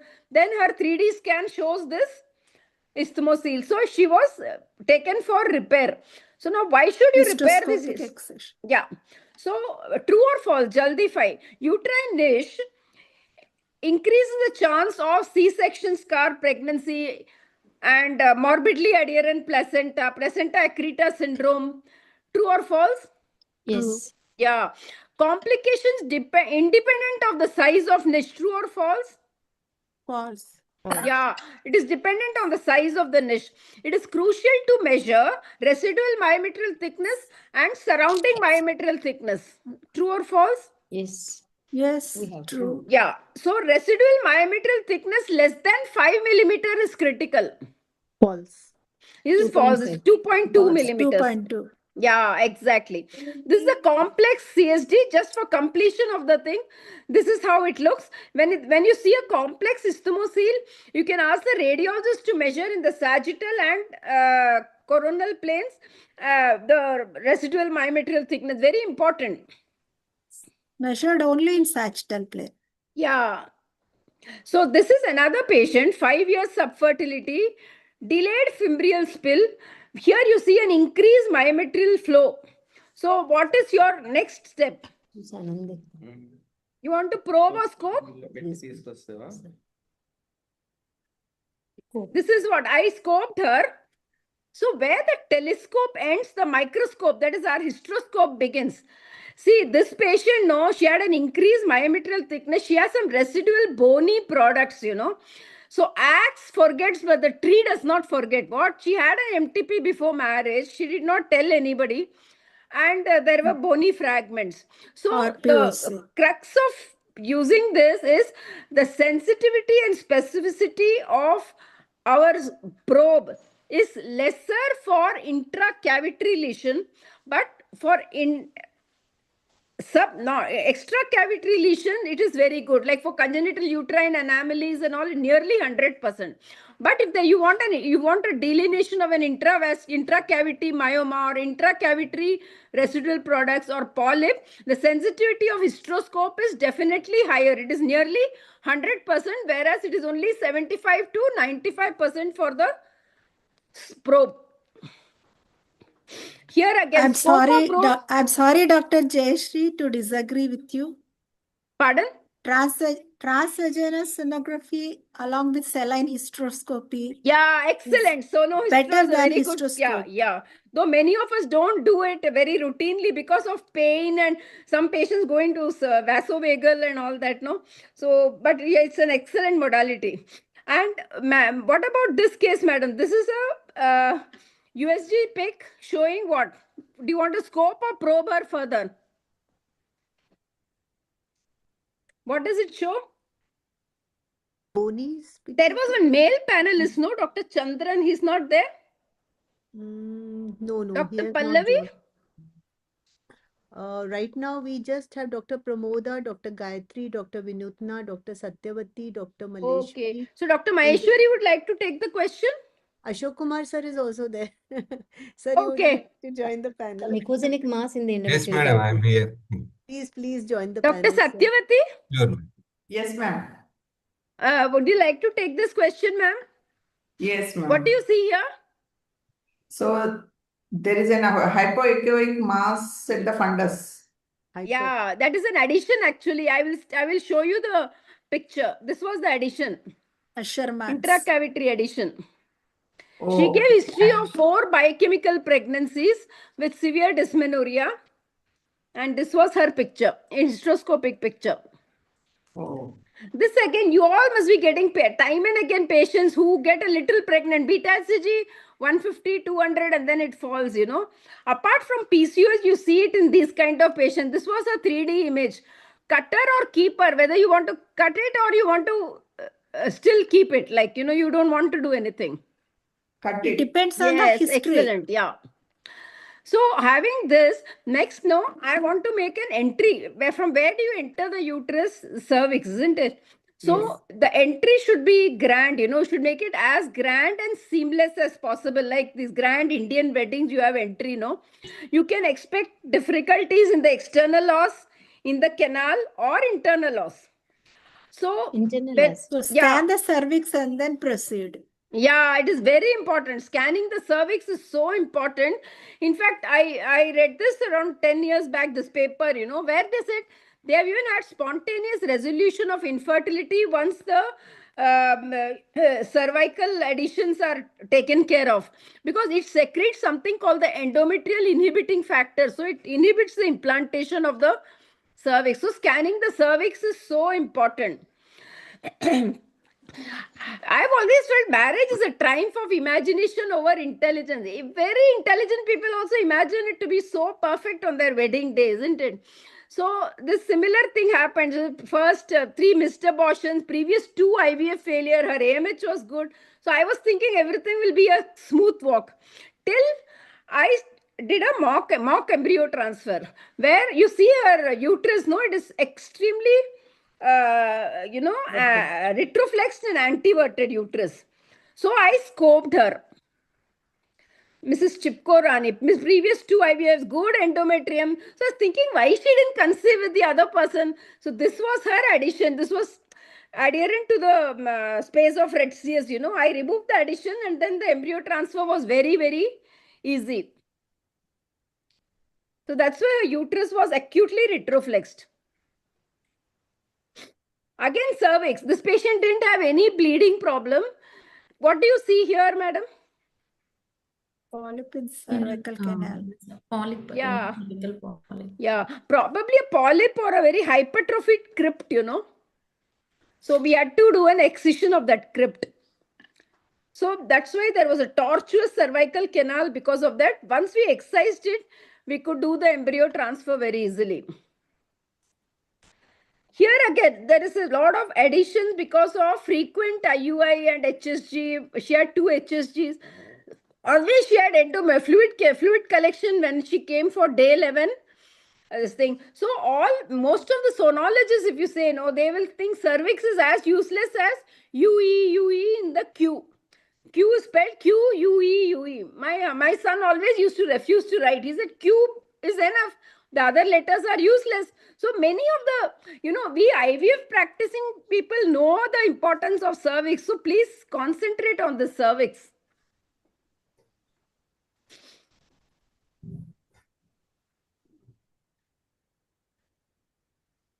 So next, the fallopian tube. Who would like to take this question? How would you describe this? Yeah. Retard shape. Transvaginally, how would you describe a typical fallopian tube? How would you distinguish it? Retard shaped, one part entering into the other. Yeah. With incomplete septa. Invaginating. So you have a pseudo septa, isn't it? Incomplete. What about this? What would you say this is? This is also a hydrosalpinx. Yeah, even I thought it was hydrosalpinx, so I thought I will excise it. But my sonologist put in the color and he said these are tortuous ovarian vessels, you know. Pelvic Ovarian congestion plexus, syndrome. yeah. So color is power, as Dr. Asha told us, no? So I didn't scope her after this probe. This is again patient with a history of biochemical pregnancies frequently. Pap smear was normal, but you see the small irregularities on the HSG. Tuberculosis. So she had endometritis with some dilated tubes also. So these are all subtle lesions which we should not miss. Mucosal elevation, cavity formation, focal hypervascularization. How would you treat endometritis, madam? Most of the times we start with doxycycline and metronidazole. Yeah, it's a very rewarding treatment actually. 14 days of ofloxacin and metronidazole. They had a huge meta-analysis. So we have data to back that we have to treat endometritis. Again, I want to differentiate between septum. Who would like to take this question? Sweetie is there, Gayatri? Yes, ma'am. Dr. Satyavati? Okay, you are done. Okay. Yeah. So for indentation between, see, it's a very clear cut. If it's about 10, initially it used to be 1.5 centimeter indentation. Now, after 2020, they have said, H-ray has said 10 millimeter. So between 5 and 10 millimeter is the gray zone now. Or between 5 and 15 millimeter used to be the gray zone. So what is your take on this? Dr. Ashok, what is your, yeah. Yeah. First one, it is subseptate, and the second one, septate uterus. So we have to see the thickness, myometrial thickness. If it is more than 50% of that, so we have to label it as subseptate, otherwise arcuate uterus. So the second one is definitely subseptate uterus. So Partial definitely for congenital uterine anomalies, this is the gold standard investigation. Would you agree, madam? Agree, sir? Yeah. 3D is 3D gold coronal. standard. No. Yeah. Even MRI is So not how would you not needed. report a septum on ultrasound? The septal width is the distance between two internal ostia. The uterine fundal thickness is important. Fundal indentation angle. The indentation angle is the length and the distance from the tip of the fundal indentation to the interosteal line. All these are important to differentiate between septate or biconvate or subseptate and arcuate. So what they say is recurrent miscarriage is more common in indentation angle more than 134 degree, whereas infertility is common when indentation is less than 32, indentation width is less than 32, and the angle is L and M ratio is more than 75 degree. Yes, madam, would you like to comment on this? It is the fundal contour that is more important to differentiate between bicornuate and septal. Yeah, so it's very important for us to differentiate. See, we gynec surgeons are heroes. We are doing hysteroscopy, laparoscopy. So we think, but what about gynec sonologists? Are they zeros? No, they are doing paradigm shifting work. I would say the gynec sonologists are doing paradigm shifting work, isn't it? So what do you say? Like, the trophy trials, what have they said? Have they said all pre-IVF people should be hysteroscoped? Not mandatory. Yeah. So please take all these questions. Uterine cavity evaluation is important. Yes or no? Yes. Yes. Preference is given to non-invasive method. Yes or no? Yes.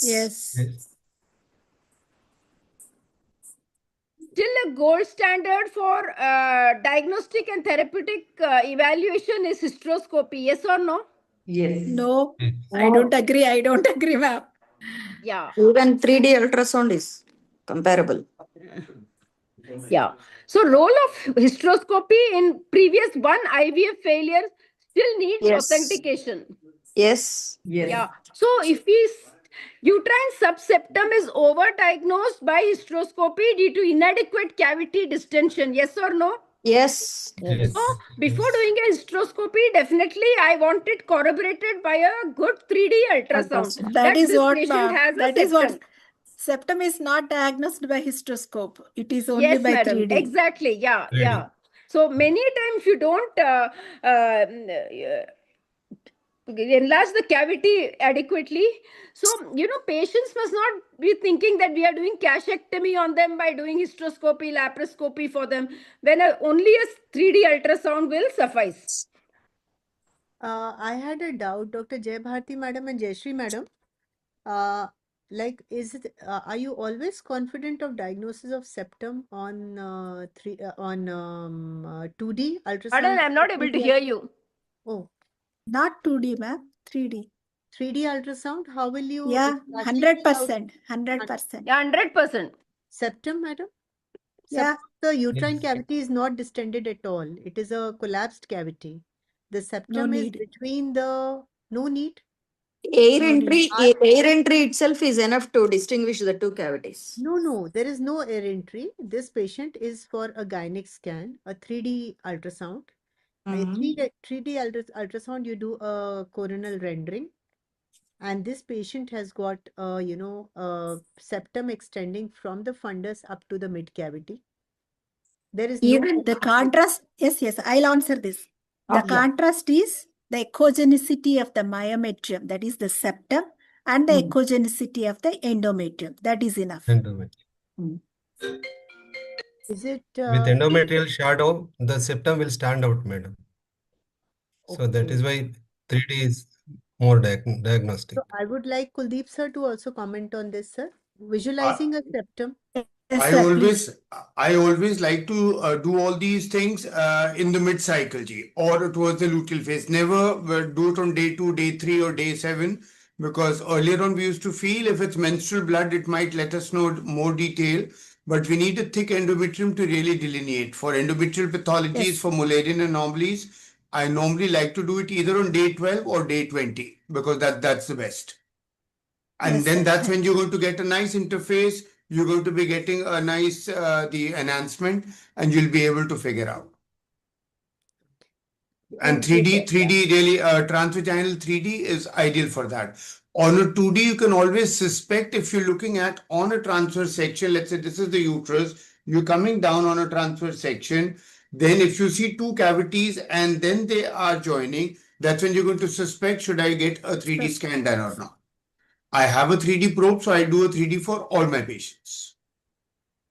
Yeah, the very advantage of sono is we are doing a coronal view. Also in hysteroscopy, we can't get a coronal view. Monica, Excellent, may I sir. add? Yes, ma'am. Yes, ma'am. Septum 100% you can make out. Septum and bicornuate, that difference can 100% be made out by 3D. By ultrasound. Yes, madam. Excellent. Yeah. So on a fast take, what is your gold standard for septum diagnosis? 3D. Yeah. Gold standard for diagnosis of intrauterine addition? Sonohysterography. Hysteroscope. Gold standard for polyps? Saline sonography. SAS. Gold standard for endometritis? Doppler. Hysteroscopy. Excellent. Gold standard for cervical abnormalities? Separate 3D. Separate volume for cervix. Yeah. And gold standard for hydrosalpinx? 2D. 3D. 2D or 3D. Ultrasound. Yeah. Ultrasound is enough. So there are so many things in infertility we can just do by transvaginal sonography. That was my take. See, this, why I wrote, there's so many. Elon Musk has 14 children. All of you knew it. And look at their name: Nevada, XAX, Zeeks, Exa, Strider, Azio. So initially, all these ultrasound diagnosis of especially fibroid, Musa classification, all used to be like Elon Musk's kids only for us. I came to know for the first time he has 14. So this was a case, patient first was a molar, she was diagnosed as molar pregnancy, but there was nothing on the evacuation. Then her HSG showed biconjugate uterus. So I took her for hysterolab and her sonography picture was this. So she had a fibroid, Right. on laparoscopy, and we removed that fibroid and then she conceived. She conceived on her own. In fact, we didn't even do anything. So that's the importance of fibroid. What about this patient? She had 2 abortions. Previous myomectomy done by me 3 years back. I removed 4 fibroids. Again in 3 years, she has 1 fibroid, 5 by 4 centimeters. I have 6 blastocysts. She's 30 years old. Cut her or keep her? You want to remove the fibroid? Look at her endometrium. fibroid is not pressing on the endometrium. Yes, Dr. Ashok? Yeah, you may leave it, madam, because it's not indenting on the endometrial cavity. Yeah, because of she had abortion after myomectomy also, and Yeah. that She then can this was her conceive. sonography picture after 3 years when she came. It is not even touching the endometrium. Yes. Yes. What about the other panelists? Yes, ma'am. You can leave. But 4 centimeters fibroid, it interferes with implantation. If she has already had failures, it is better to remove the fibroid Better and to then do remove. embryo transfer. Yeah, okay, done. I did that. And what about this patient? You want to cut or keep? It is pressing on the endocervical canal and the lower uterine cavity, but would you like to keep it or remove it? Remove it. Better remove it. Better remove. Cutter or keeper? Cutter. Cut. Cutter, okay. How would you report this fibroid?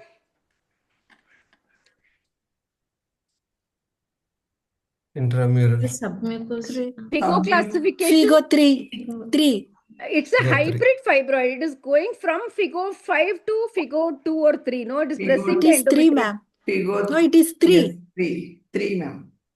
3. Touching the endometrium. Yes. Yeah. So, what is the MUSA consensus when if you would like to take?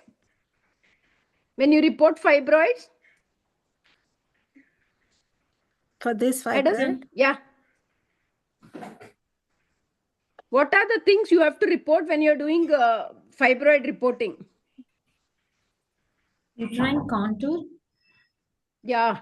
And the length, transverse diameter, volume of the uterus. Volume of the uterus and the lesion appearance, whether it is well defined, smooth, and intralesional vascularity. And especially when you're doing for infertility, they've said you have to report on the anterior, mid and posterior deep pelvic compartment, whether there are any endometriotic nodules, etc. You have to give the surgeon a clear picture as to what he or she would expect on a laparoscopy. And also regarding the junctional zone. Yeah. Cutter or keeper? Keeper. Keeper. Keeper. Yes, I agree. I agree. Totally away from the endometrium. There's one more thing we need to report when you're giving it to other outer and inner mantle distance. Any of you would like to take, this is very, very important. Inner mantle distance is between the endometrium and the fibroid, and then between the serosa and the outer fibroid, like outer mantle distance. This is very important. Yes, Dr. Ashok, would you like to comment? Yeah. Inner and we have to outer report mantle that. distance. No need to measure, ma'am. The number is enough. This is 4. That means it is strictly intramural. Yeah. So, what is the importance of pseudo capsule? Can you see it on ultrasound? Especially for FIGO 2 or, submucosal or, FIGO 2-3 fibroids. What is the importance?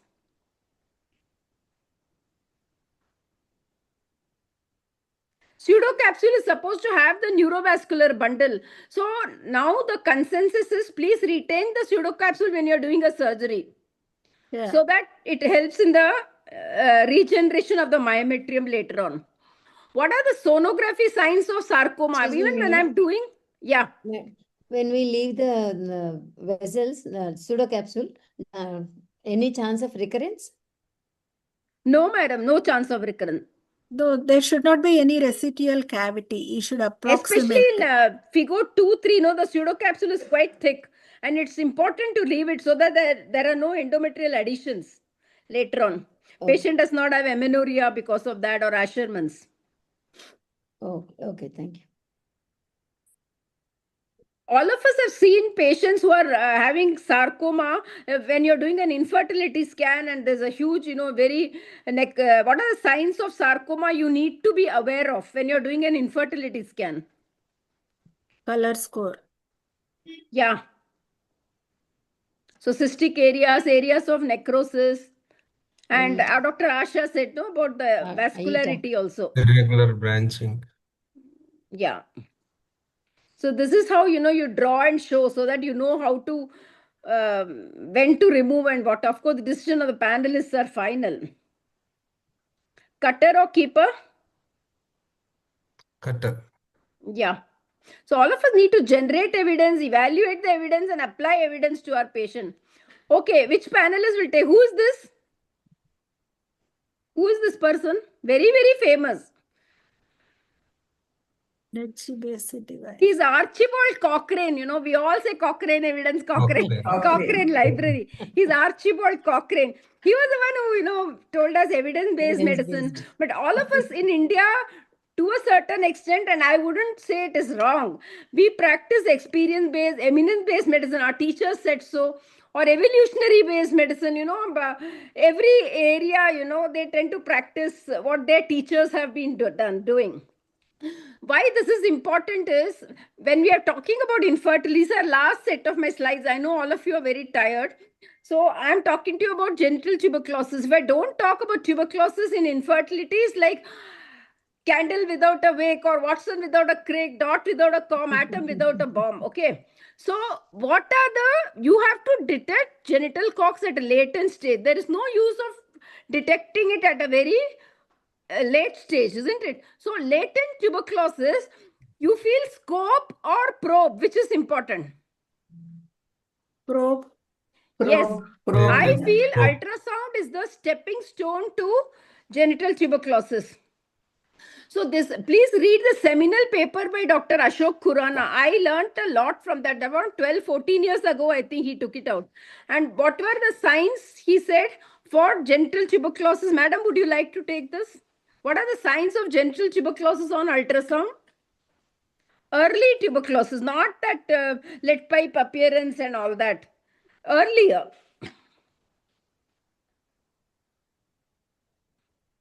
Anyone else want to take this?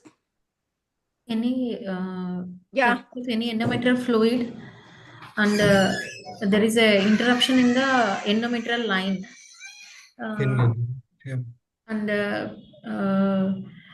follicles with echogenic rim, Persistently thin subendometrial endometrial. calcification. Follicles will have an echogenic rim, oligemic myometrial cysts.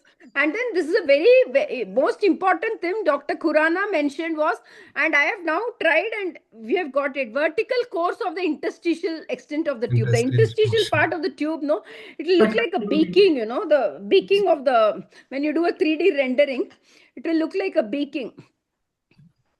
And So initially we used to... Madam, the subendometrial calcific spots are pathognomonic. Yeah, a little later. Yeah, that's also a very important sign. Yeah, I missed that. Yeah. At that stage also, if we treat, the patient is retrievable. Yeah. It's not a gone case. Yeah. Subendometrial calcium, I think, is because of the vascular endarteritis, no? Those blood vessels get arthritic. Yeah.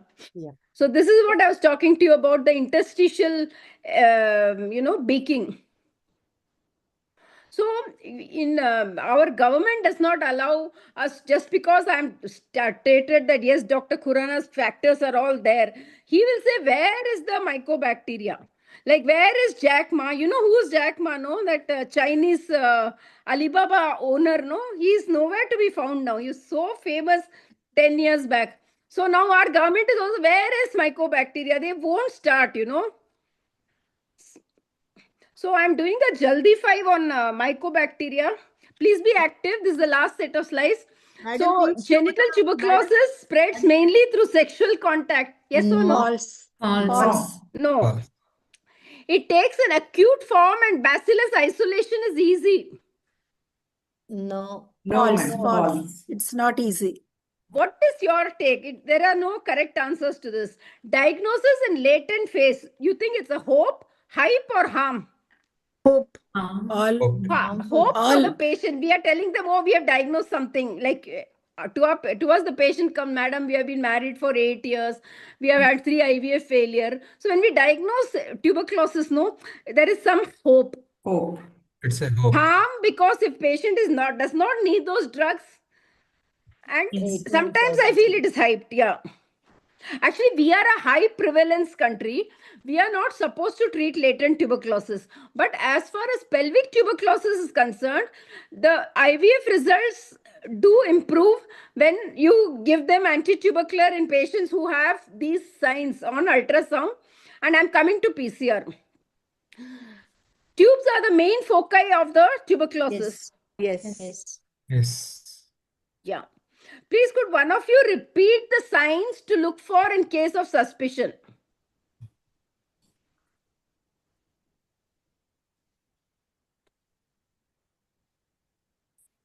Yeah. Ultrasound features. Thin endometrium is one.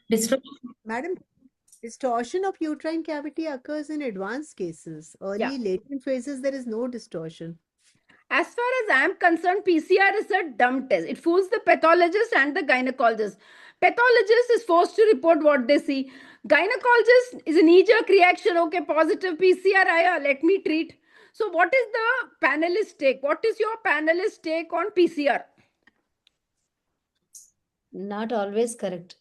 Madam, Yeah. PCR So is just based on PCR, we will not give ideal. anti-tubercular. Not ideal. You can't say mere paas maa hai just because PCR is positive. Biopsy is the mainstay.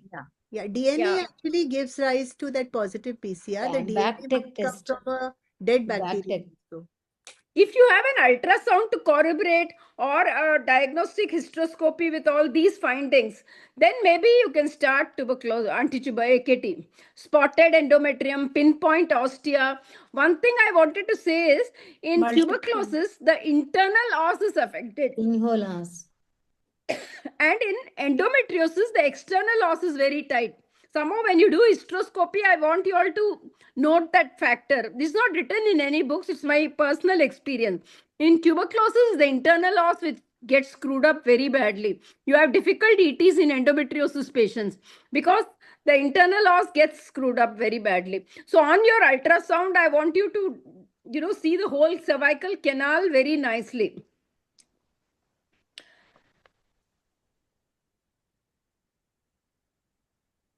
Thin endometrium does not cause any complication in conception or pregnancy. True or false? False. False. HCG, sildenafil, estrogen will improve thin endometrium in tuberculosis. True or false? False. Because no vascularity, it's not PRP, easy. stem cell infiltration, is it a hope, hype or harm? Hope. Ah. Hype. And a CB-NAT is a hope or hype? hope. It is a I hope. think it's a hype. Most of the time it's hype. negative, even very... So the show is over. You people can go and have dinner, and thanks a lot for interactive panel. Congratulations, Dr. Jayashree. We enjoyed it. Yes, madam, you Thank did you not very let much, us madam. breathe also. Thank you so much, ma'am.